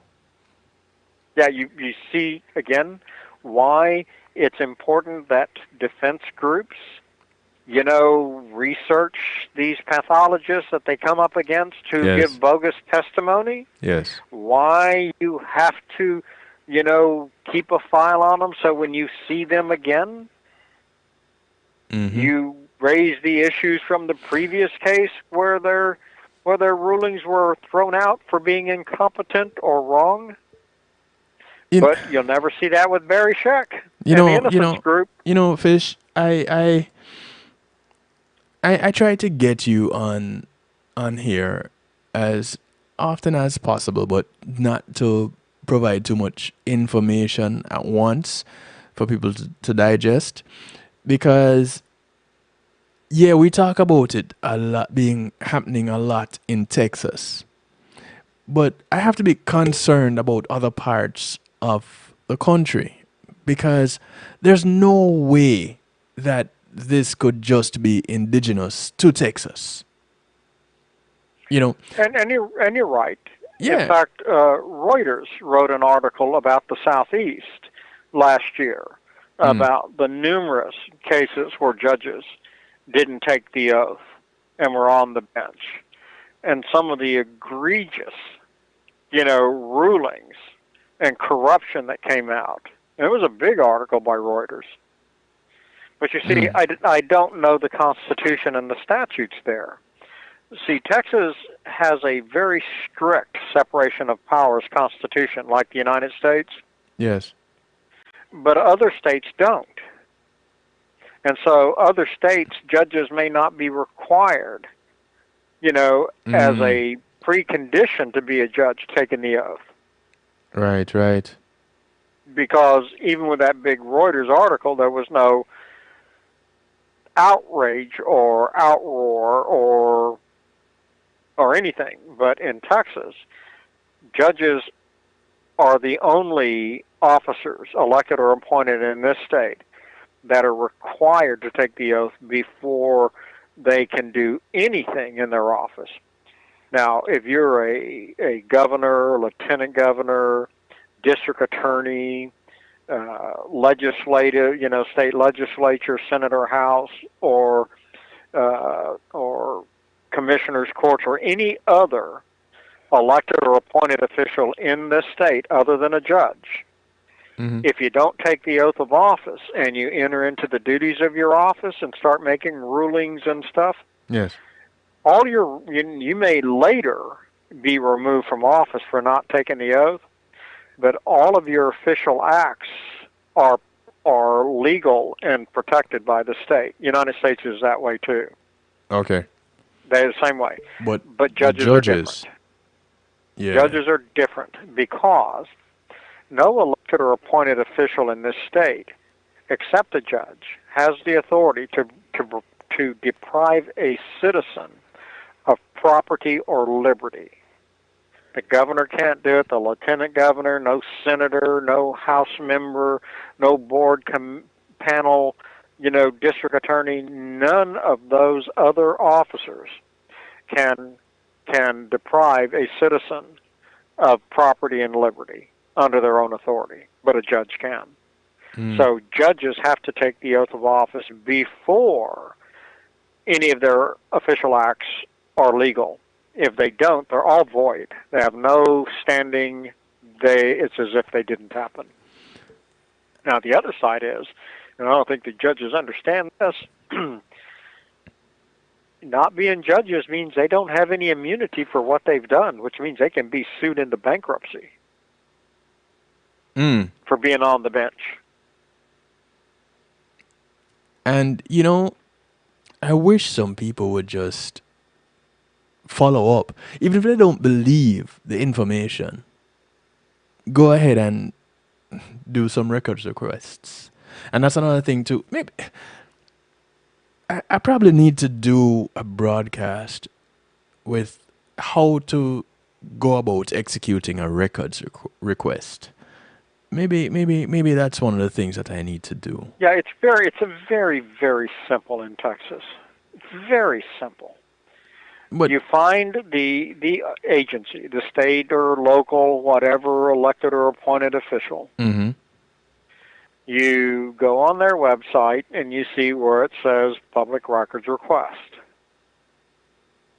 And you click on that, or you get the email address of that person, that elected or appointed official.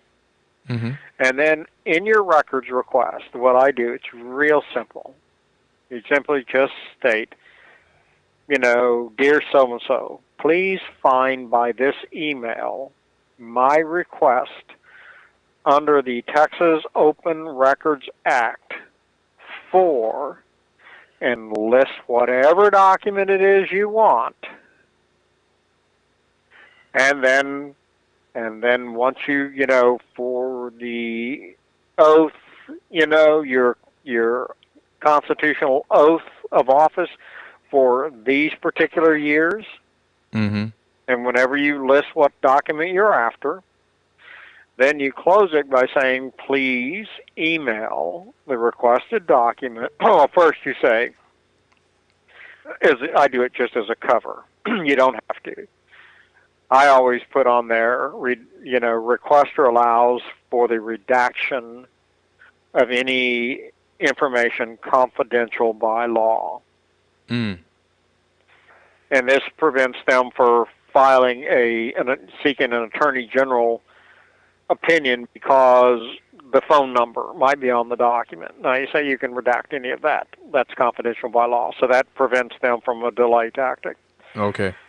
And then you just put, please email the requested documents to, and then you sign it and put your phone number in case they need to, call you and say, hey, yeah, how many of these records do you want? Because, it could be 12,000, and then you start running into records costs when the numbers get that big. Right. And then just email it. It's very simple. Now, I see too many people in Texas request records under the Freedom of Information Act. You don't want to do that in Texas. Wait. You don't want to request under the Federal Freedom of Information Act. Hold on. Before you, Sure. because I am going to need for you to say why, but we're going to part company with our affiliates in just a couple of minutes, and I want to say thanks to them before we do so. One Harmony Radio to the UK, thank you very much. NIE Radio to New Jersey, much love to you. Island Worldwide out to New York, big ups to you. The Foundation Radio Network, ClintonLindsay.com, much love. Thank you. Do remember, I'm back tomorrow night, 10 p.m. Eastern for Healthy Love. Call your friends, tell your friends, friends of your friends, friends of your enemies, enemies of your friends, and your enemies too. Right here, the Night Shift with DJ Kevin Stew is a place to be. Now, Fish, before we wrap up, please tell us why you don't want to go by way of the Freedom of Information Act. Because the Texas Open Records Act has a lot more teeth in it. Really? And requires immediate responses, yes. And under the Texas Open Records Act, they have 10 business days in which to get those records to you. Under the Freedom of Information Act, the time frame, I think they have a month or better. Okay. That's something good to know. For those of you in Texas, with court cases or, knows of anyone who has had a run-in with the law, anybody that has, and there are a bunch of them with wrongful incarceration cases, start by... Oh, okay, now let's make a clarification here. Yes. An inmate can't request records under the Open Records Act, which to me is ludicrous. Well, typically they say inmates lose their rights for certain things. Right, so but to research and prove your innocence, you should never be denied access to public records. But that's why you have people on the outside acting on your behalf, though. Right, and that's what you do, and you do not file a records request on behalf because you'll get denied if you're doing it for an inmate. You request under your own name, and you don't tell them why. It's none of their damn business. Right. Now, the other thing is, don't try to just say, I want everything. Don't do that. You're wasting your time. Be specific in your request. You have to be very specific and get the records, learn, do your research, and or contact somebody who knows, when you find certain records, and then you say, oh, now these are interesting, and you need to build on it, then, you do some online research, but file little requests. You're likely to get more documents by being specific, and don't ever do a shotgun. I see so many people just asking for everything but the kitchen sink. And when you do that, the courts have already ruled that you're not entitled to do that. Yeah. That's an abuse of the Open Records Act. So, don't, just take a shotgun approach. Do a little research and request the things that are most, important to you. Right. And see, I'll request documents, and I'll surprisingly get a response back for a lot of records. But generally I'm doing this, to help somebody else out who's got an attorney. And so I'll forward the information to the client to show their attorney, so their attorney knows, oh my God, there are a bunch of records. I need to see those. And so the attorneys then can go and get them, can file the request or use a subpoena. Now there is there's something that is going on today that I discovered quite by a happenstance. I told you about how I found that ruling. Yes. Well, then that caused me to go back and look at some of the other rulings that I had. And I've sent you some articles. One of the, North Texas Weekly has been looking at retired judges. Yes. Because they had a judge illegally on the bench, on a political prosecution, of an official seeking, a candidacy. Mm-hmm. Well, the judge, his name was Coffey. Right. And Coffey retired in 2014 as a misdemeanor county court at law judge. Mm-hmm. And he's been telling everybody, the attorneys in North Texas, that he's a retired criminal district court judge. Isn't this the same one that says that he's a senior judge too? Yep, and therein lies the problem. The Coffey's was assigned to this political trial the last day of January for a 5-day trial, where they convicted the candidate judge of a felony. Mm-hmm. And Coffey was assigned to the case by the presiding judge of the region as a senior judge. Now, I've known that generally the term senior is used as a judge that is eligible to be assigned by the Chief Justice of the Texas Civil Supreme Court to any case in the state. But in reviewing a old Supreme Court ruling case today, I see that retired judges are not eligible to be assigned. When a judge retires from the bench and files the documents with the presiding judge of the region, becoming eligible to have his name put on the statewide list of retired judges to be eligible for an assignment? Yes. Well, as it turns out, that after they do that, they're still not qualified to be actually assigned to a case. Before they can be assigned to the case, even though they've met the requirements for their name to be put on the list, the presiding judges still have no authority to appoint them to the bench on any case. In order to be eligible to be appointed to the bench, you have to write a letter to the judge of the Supreme Court seeking senior status. Once the chief judge of the Supreme Court grants you senior status, now for the first time you're eligible for an assignment. Anywhere in the state. You have to be a senior judge. Well, this has been getting past everybody, for 20 years in all the appeals. But in this ruling, they point out very succinctly that this particular judge had retired.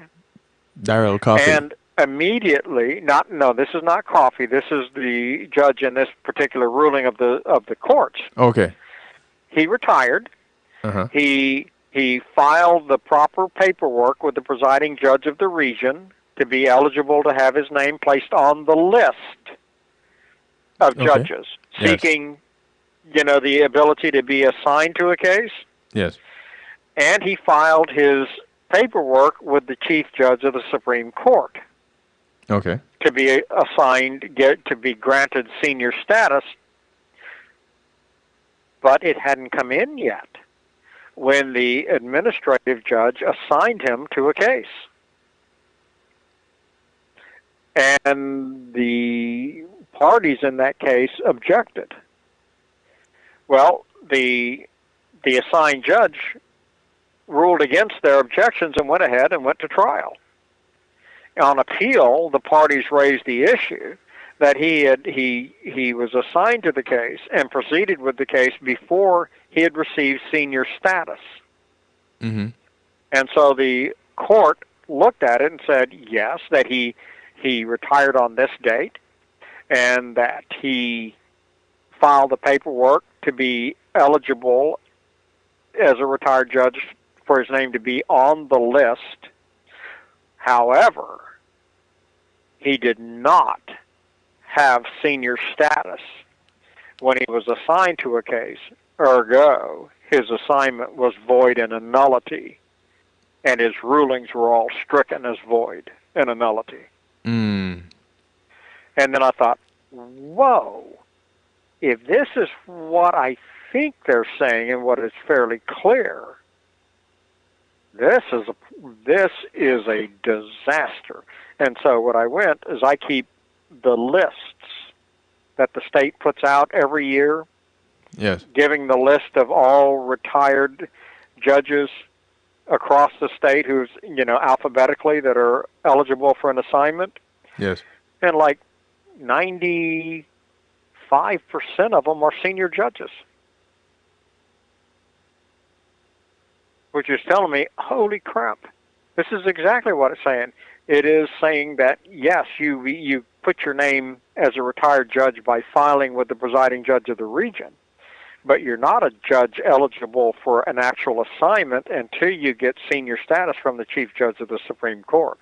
So the 5% that were not senior Those judges. are people that have retired and have placed their names but haven't been given senior status yet. But Oh, you so see, they're pending. Coffee, yeah, they're pending. But Coffee became eligible in 2015 to be on the list, and he's never obtained senior status. Mm. And thus, he's never been eligible to be assigned to a case, which now makes it clear that it's the presiding judge of the region, since he holds the master list Yes. of all the judges in his region who are only retired and eligible to be on the list, but aren't eligible to be assigned as senior judges, which means the presiding judge, when he issued the order of assignment He knew. to Coffee to this case, he knew that the guy didn't have senior status and couldn't take the bench.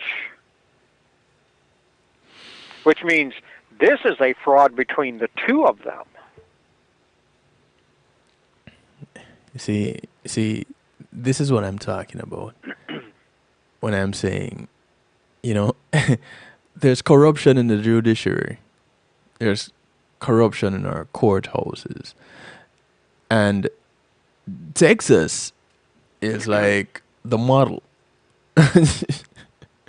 Right. You see, we were a republic, and that's why our Constitution, our strict separation of powers Constitution, Yes. mirrors the U.S. strict separation of powers Constitution. Because we started out as a country. And as such, before we joined the Union, the seeds were sown for the corruption, and it's never stopped. Wow. Well, Fish, I'm going to let people just mull over on this bit of information for now, until we come back and we feed them some more again. But Right, everything that we have talked about tonight is documented. There have been articles on just about everything that we've spoken about tonight. Right, but they've been bit piece now.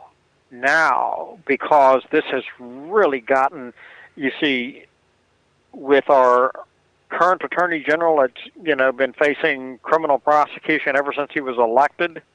Mm-hmm. 8 years ago. Well, now it's gotten out of hand, and plus with the presiding judges, over the last 3 years, 4 years, they have gone ape-ass crazy, pardon my French. Yes. And the things that they have done are so egregious, especially just this year, that now, as I put this out, now the newspapers and TV stations in those regions have started investigative pieces on this. And so over the next month, you're going to see big pieces come out, and you're going to see the state choke and the dominoes start falling. Unless because they do the cover-up, like they there's can't. been. It's too late. It's too late. You see, just for instance, in Houston, just 2 weeks ago, the county judge of the commissioner's court had 3 of her employees indicted for embezzling COVID funds. Yes. And so they had a hearing for these 3 defendants, and they appointed a visiting judge because the elected judge recused herself. Well, the visiting judge just didn't take the oaths, and thus these hearings are void, and this is real high profile in Houston because they're the 3 key aides of the county judge, and so now the media's going, oh, wow, you mean that the judge who, presided over their bond hearings had no authority to do so the bonds are void? And this is out in the press now in Houston? Right. Yes, this. You see, I saw doing my weekly scan, I picked up, that a visiting judge presided over this. I immediately turned around and filed a request for the oaths with the Secretary of State, received that she hadn't filed any oaths since she retired in 2018. And then reached out to my contacts in the Houston media who are now looking and pulling the records themselves. And then same thing happened in El Paso, where the administrative judge of the 4th region self-appointed himself to the 6th region and then held a recusal motion to recuse an elected judge presiding over a high-profile retrial on a murder case. Well, a judge, he couldn't be on the bench. One, he hadn't taken the oath yet for his appointment to be the presiding judge by Abbott last September, and he self-assigned himself into that jurisdiction, which he couldn't do. Right. And then the presiding judge of that region then immediately self-appointed himself to preside over the trial, and then denied a bond hearing for the defendant. Well, all that's void because if the recusal motion was void, then there's no vacancy for the presiding judge to self-assign himself, which you can't do under the Constitution anyway. So now that has caused the newspaper and a couple of the investigative reporters to start looking into this scam. And then in Lubbock, it's going on in Lubbock and in Corpus.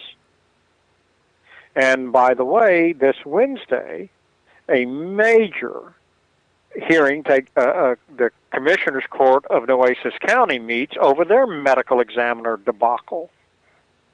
And Sunday, the Caller Times did an article where they point out, expert says, points out that, cases of their current medical examiner debacle is going to affect trials. Well, since they're behind a paywall, I haven't been able to get a copy of that article yet, but I've been dealing with that reporter, and I'm that expert that back in early February, told one of the TV stations that all of the autopsies for the surrounding 17 justice of the peace counties, they're all void. And all those murder cases that were trials took place going back to 2003 are all void.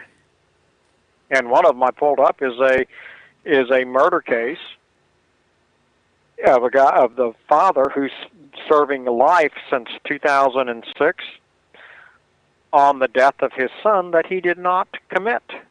And it's in Brownsville, the same place as the Lucio case. Right. So all of this stuff, the whole Texas criminal justice system is cracking everywhere. And with the special court of review that the Supreme Court impaneled in December, that's looking at J.D. Langley not taking the oath and presiding over the Reed case, and a couple of other high-profile cases, and the execution of Larry Swearingen, well, that ruling's coming out this year. And you're not going to see the Court of Criminal Appeals weigh in on Rodney's case, to move forward with his execution until that court of review is over. And that court of review can't find Langley,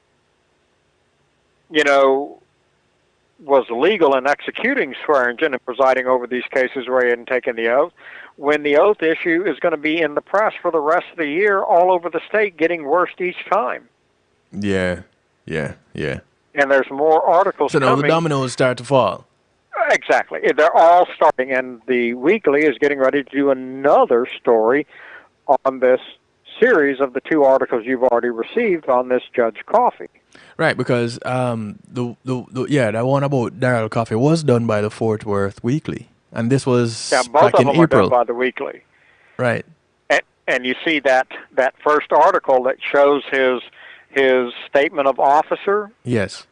where he's listed as a senior judge, Yes.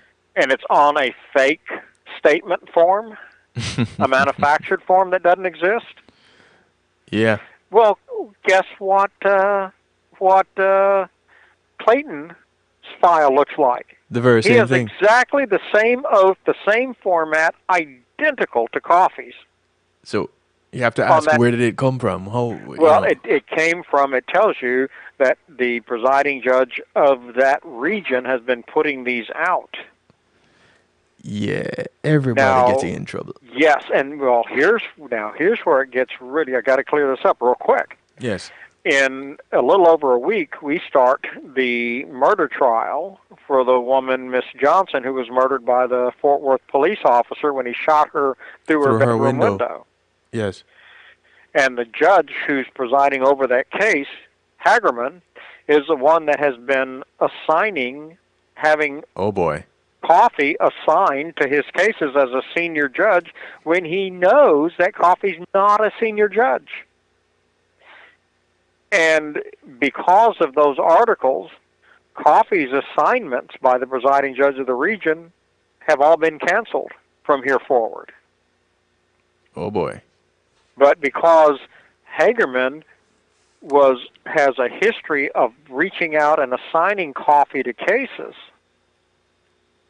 where Coffey has no standing, raises the integrity of Hagerman.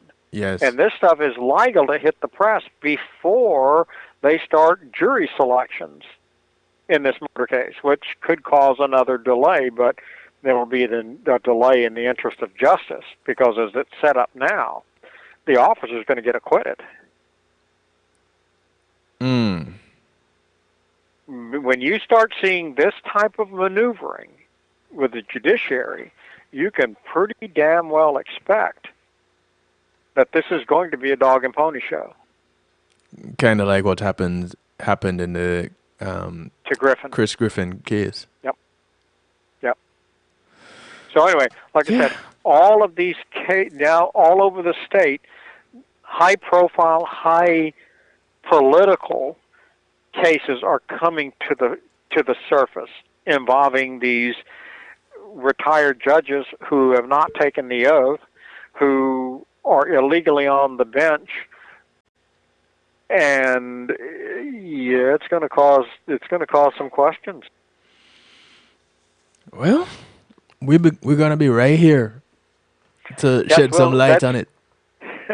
We'll always be there. Yeah. But yeah, we don't need to keep you up late, and I got to get back because I've got emails after emails I've been getting in that I have to answer because, of these cases are rapidly in development. These stories right now. Yes. And like I said, come Wednesday, the Commissioner's Court of Nueces County, Corpus Christi, meets over their medical examiner. Yeah.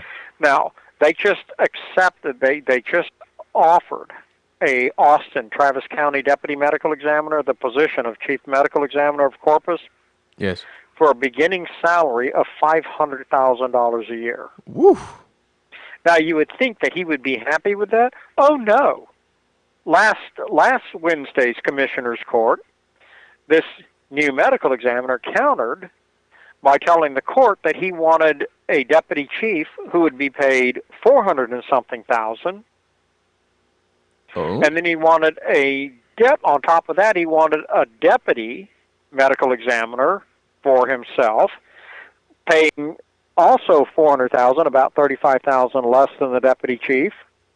And he wanted them to hire a physician to finish up all of the autopsies from the scandalous office earlier this year. Yes. And he wanted the chief medical examiner, the former chief medical examiner, to be hired as a part-time medical examiner. Well, and the Commissioner's Court accepted all that. They voted and accepted that as part of his condition to accept his appointment. Yeah, well, I immediately notified the press that that's called a quid pro quo. If you do this, I will do that. For elected and appointed officials, under the federal statute, Title 18, Section 201, it's called a bribe. Yep. And it is illegal as sin because medical examiners in Texas are judges. And the Commissioner's Court, you can't blackmail the Commissioner's Court to spend money that they don't have in order for you to accept their appointment as a judicial. Yeah.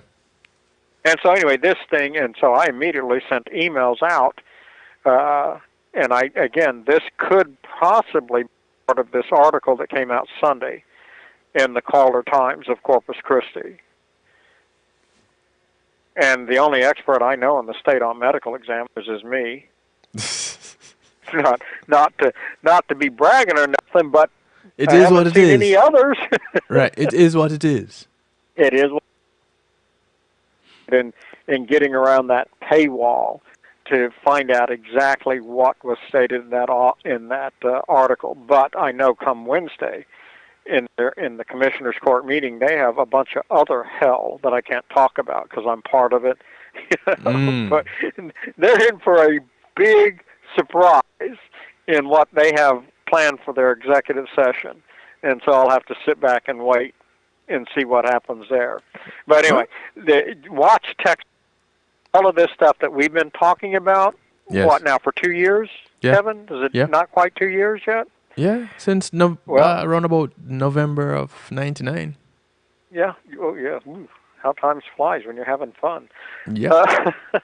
Anyway, all of this stuff we've been talking about and hinting about and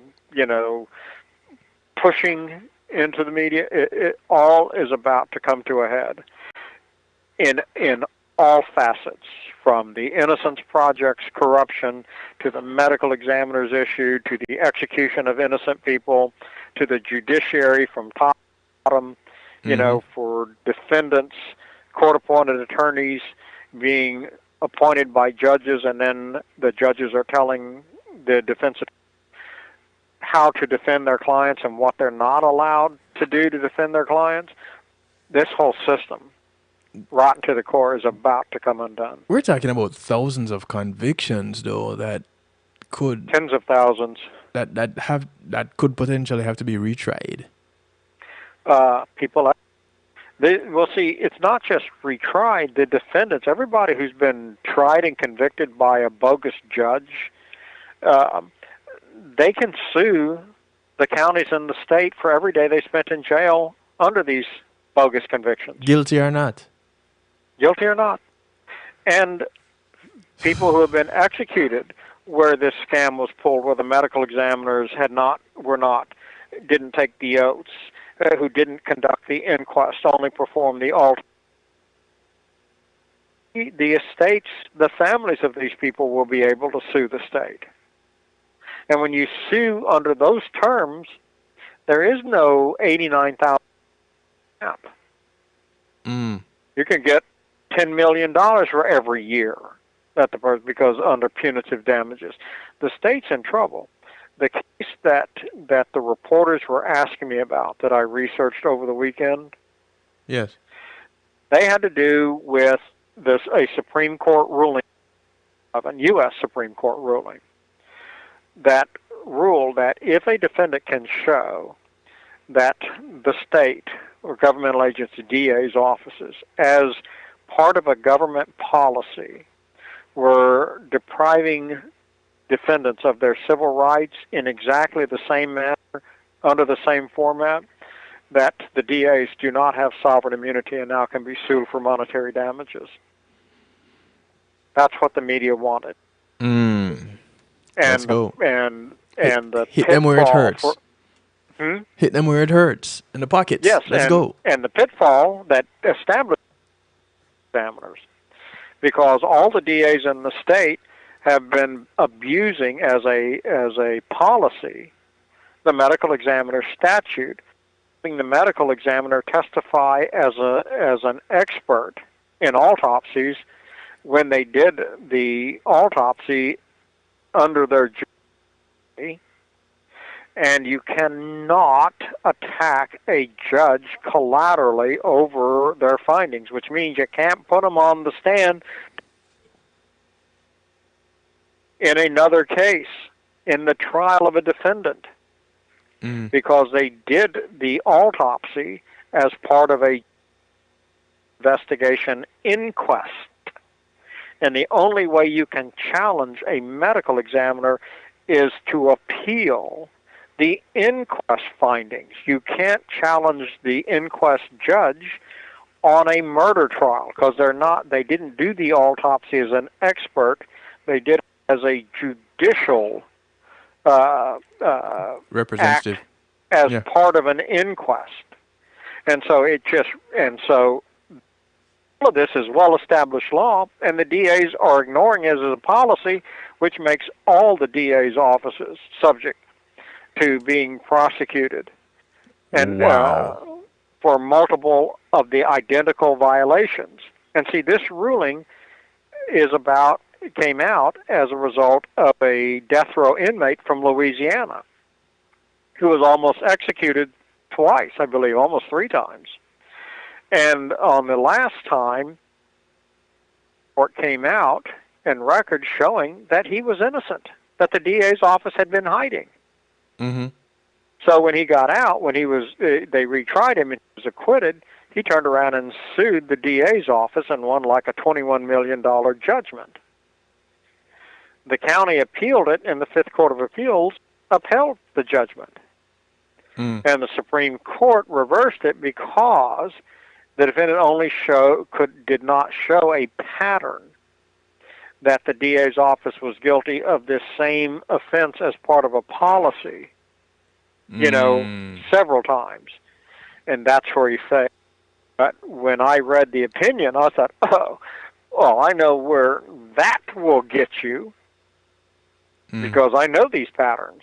And the medical examiner's office in Texas is that pattern that will lift the sovereign immunity of any district attorney in this state, because he abused this. Every murder homicide defendant is done in the same way: violation of his constitutional rights.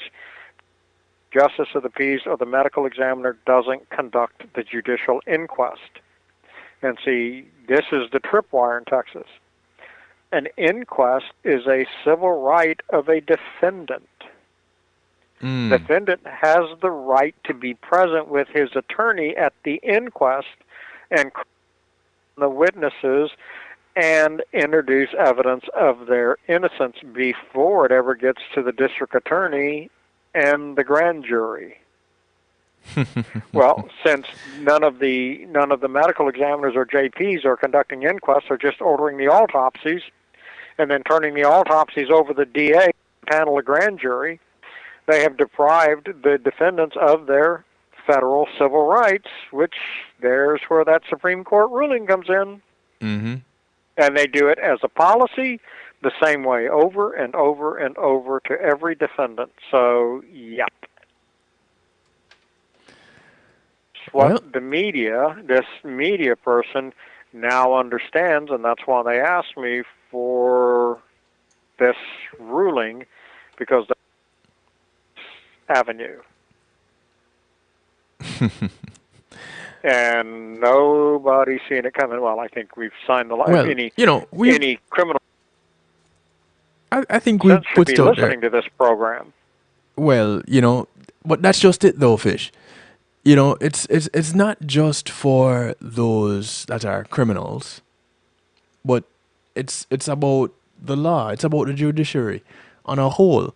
And if they were doing the right thing from the beginning, if they were doing it the way they were supposed to, then some of these criminals wouldn't have a foot to get out the window. Yeah, that's exactly what I said in a 2009 article in the Fort Worth Weekly, titled "Dissecting the Evidence." You can still pull up online under "Dissecting the Evidence," FW Weekly, and go to the end of the article and see what I say. They interview a defense attorney.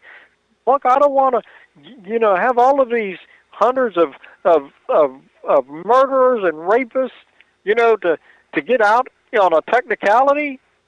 And I said, hey, then you should have done it right in the first place. Exactly. And that's always been my position.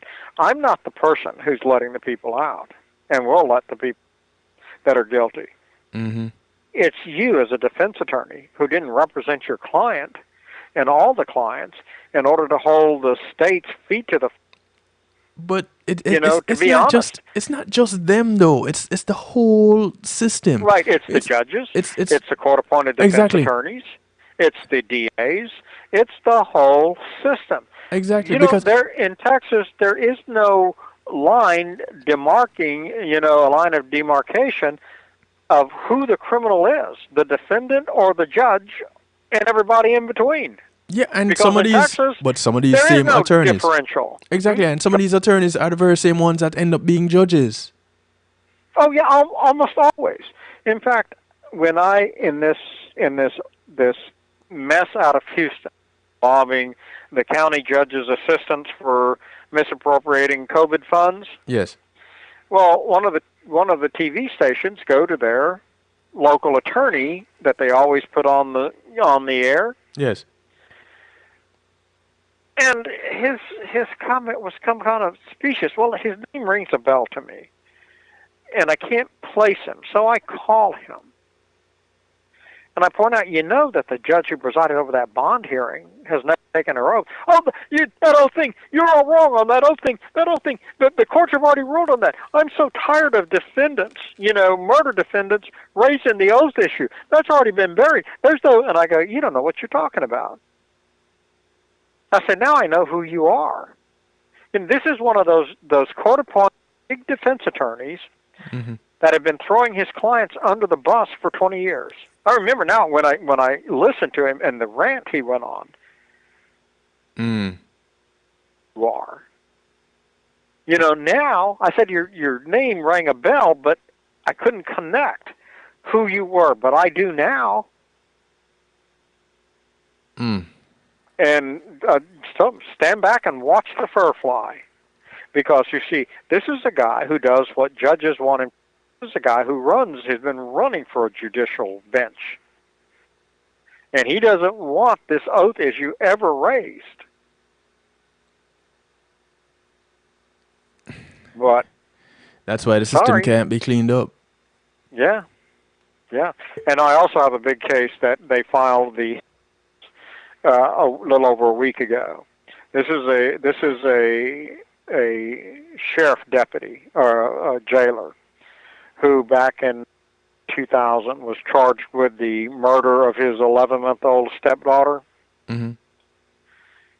Only he had picked her up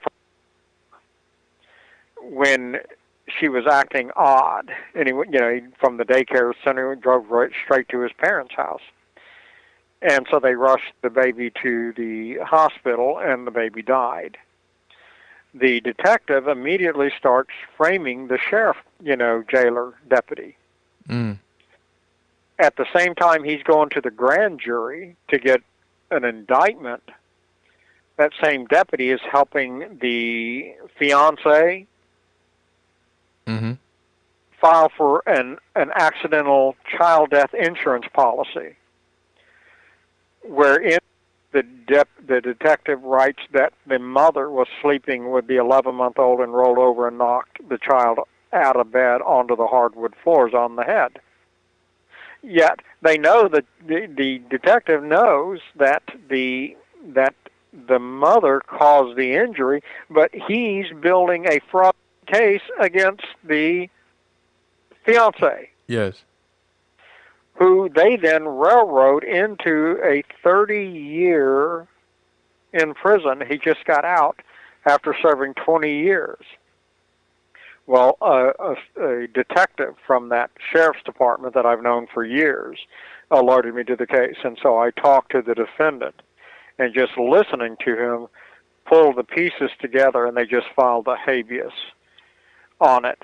It turns out the Houston deputy chief medical examiner, through the records we pulled, told the detective that the father had nothing to do with the child's death.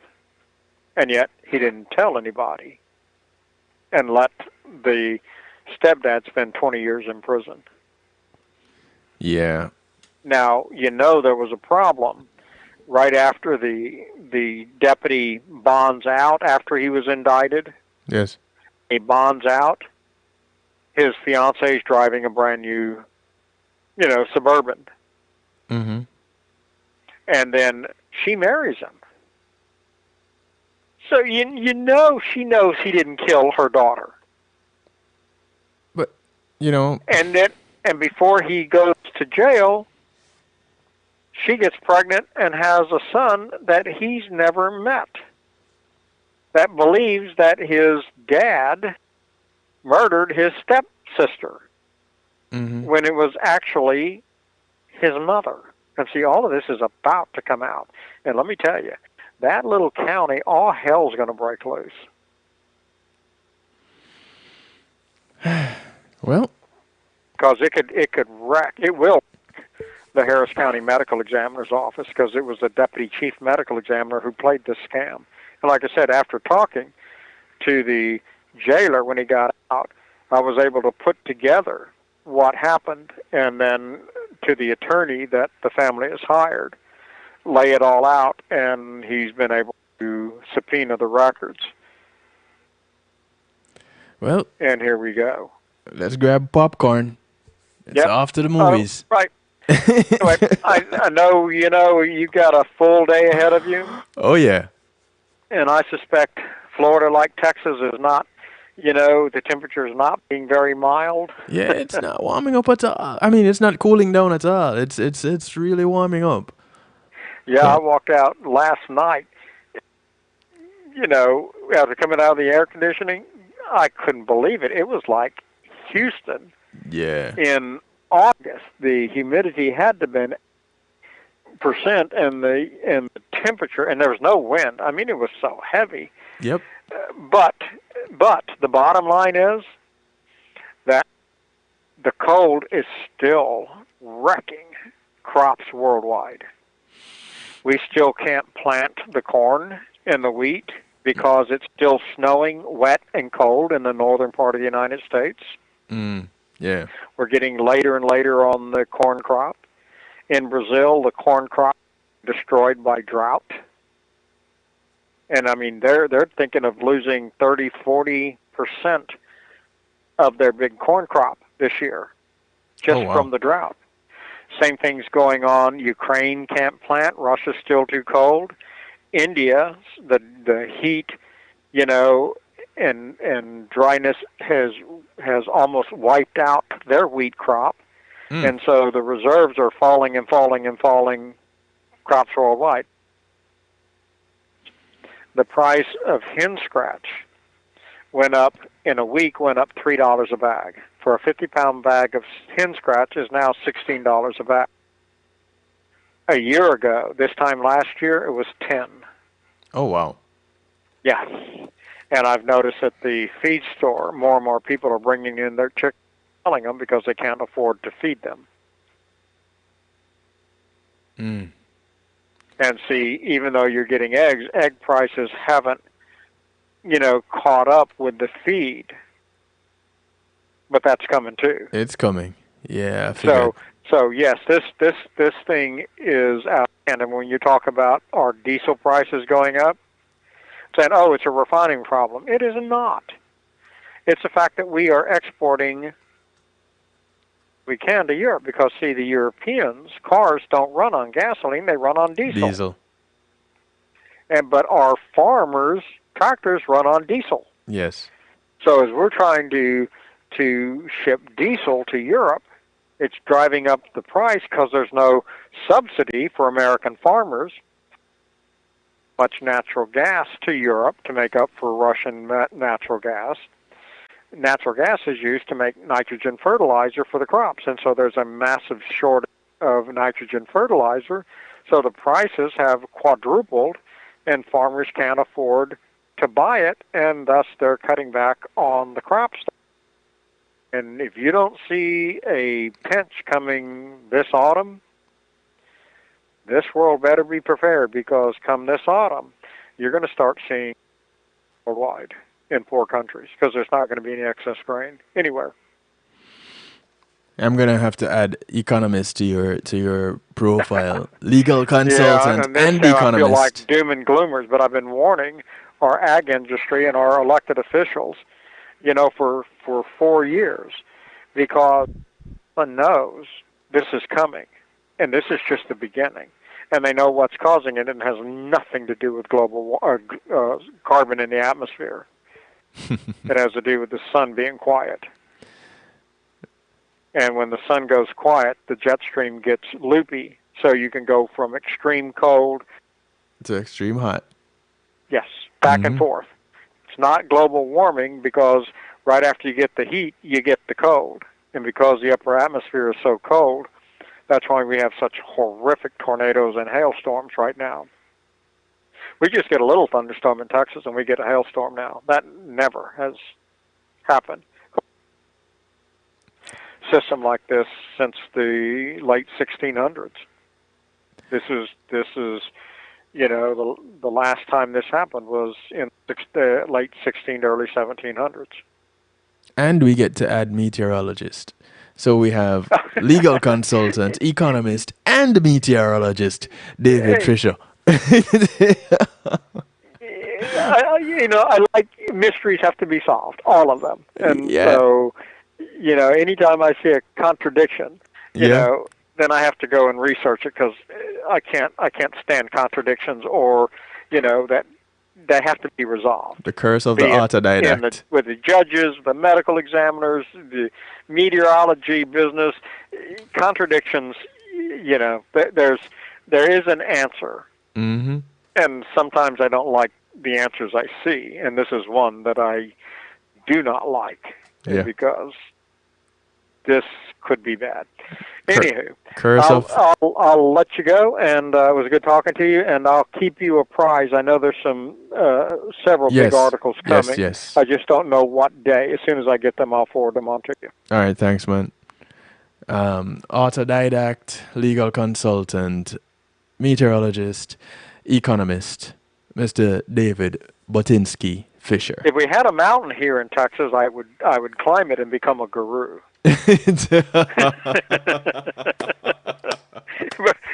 but we have no constitute for mountains in Texas. Hey, listen, man, we'll catch up. Okay, good talking to you. You have a good night. All right, you too. Thank you. All right, good night.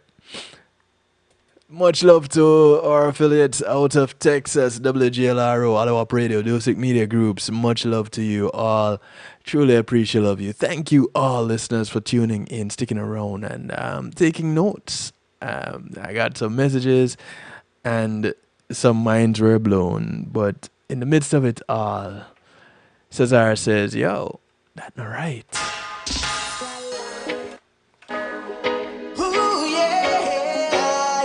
As we close out the night of the DJ Kevin Stew Community and Finance Night,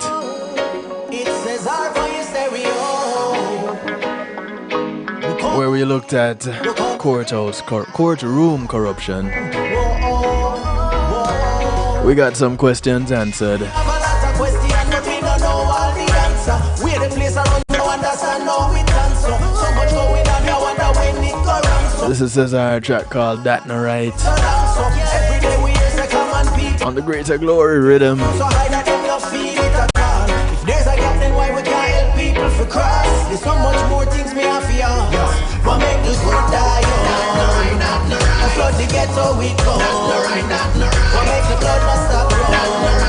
How all the tricks not get done? I want to thank you each and every one. My top shot, And do remember, top feeling. More as you go about your days, feeling. look out for members of your community. And remember, your community is not just development that you live in, but it spreads far and wide. If we see the people Those that you pass on the bus, on the plane, the boat, or the train, start the healing together, and then whether you walk, ride, or drive, these are members of your community. Do something good for one of them today, because you never know who's going to do something good for you tomorrow. the fight of a metal. My name is DJ Kevin Stew. This is how I like to do it to you, for you, and with you. Fight for possession.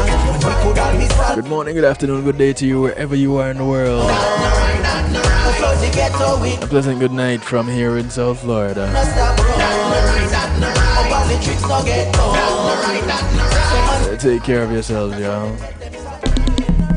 Greetings and salutations, one and all. You're invited to tune in to the night shift with DJ Kevin Stew. It airs on Mondays with Community and Finance, Tuesdays with Healthy Love, and Wednesdays with Real Talk from 10 p.m. to midnight Eastern Time.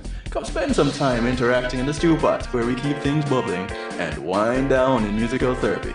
The night shift with DJ Kevin Stew is on kevinstew.com, where you're encouraged to have acceptance through enlightenment.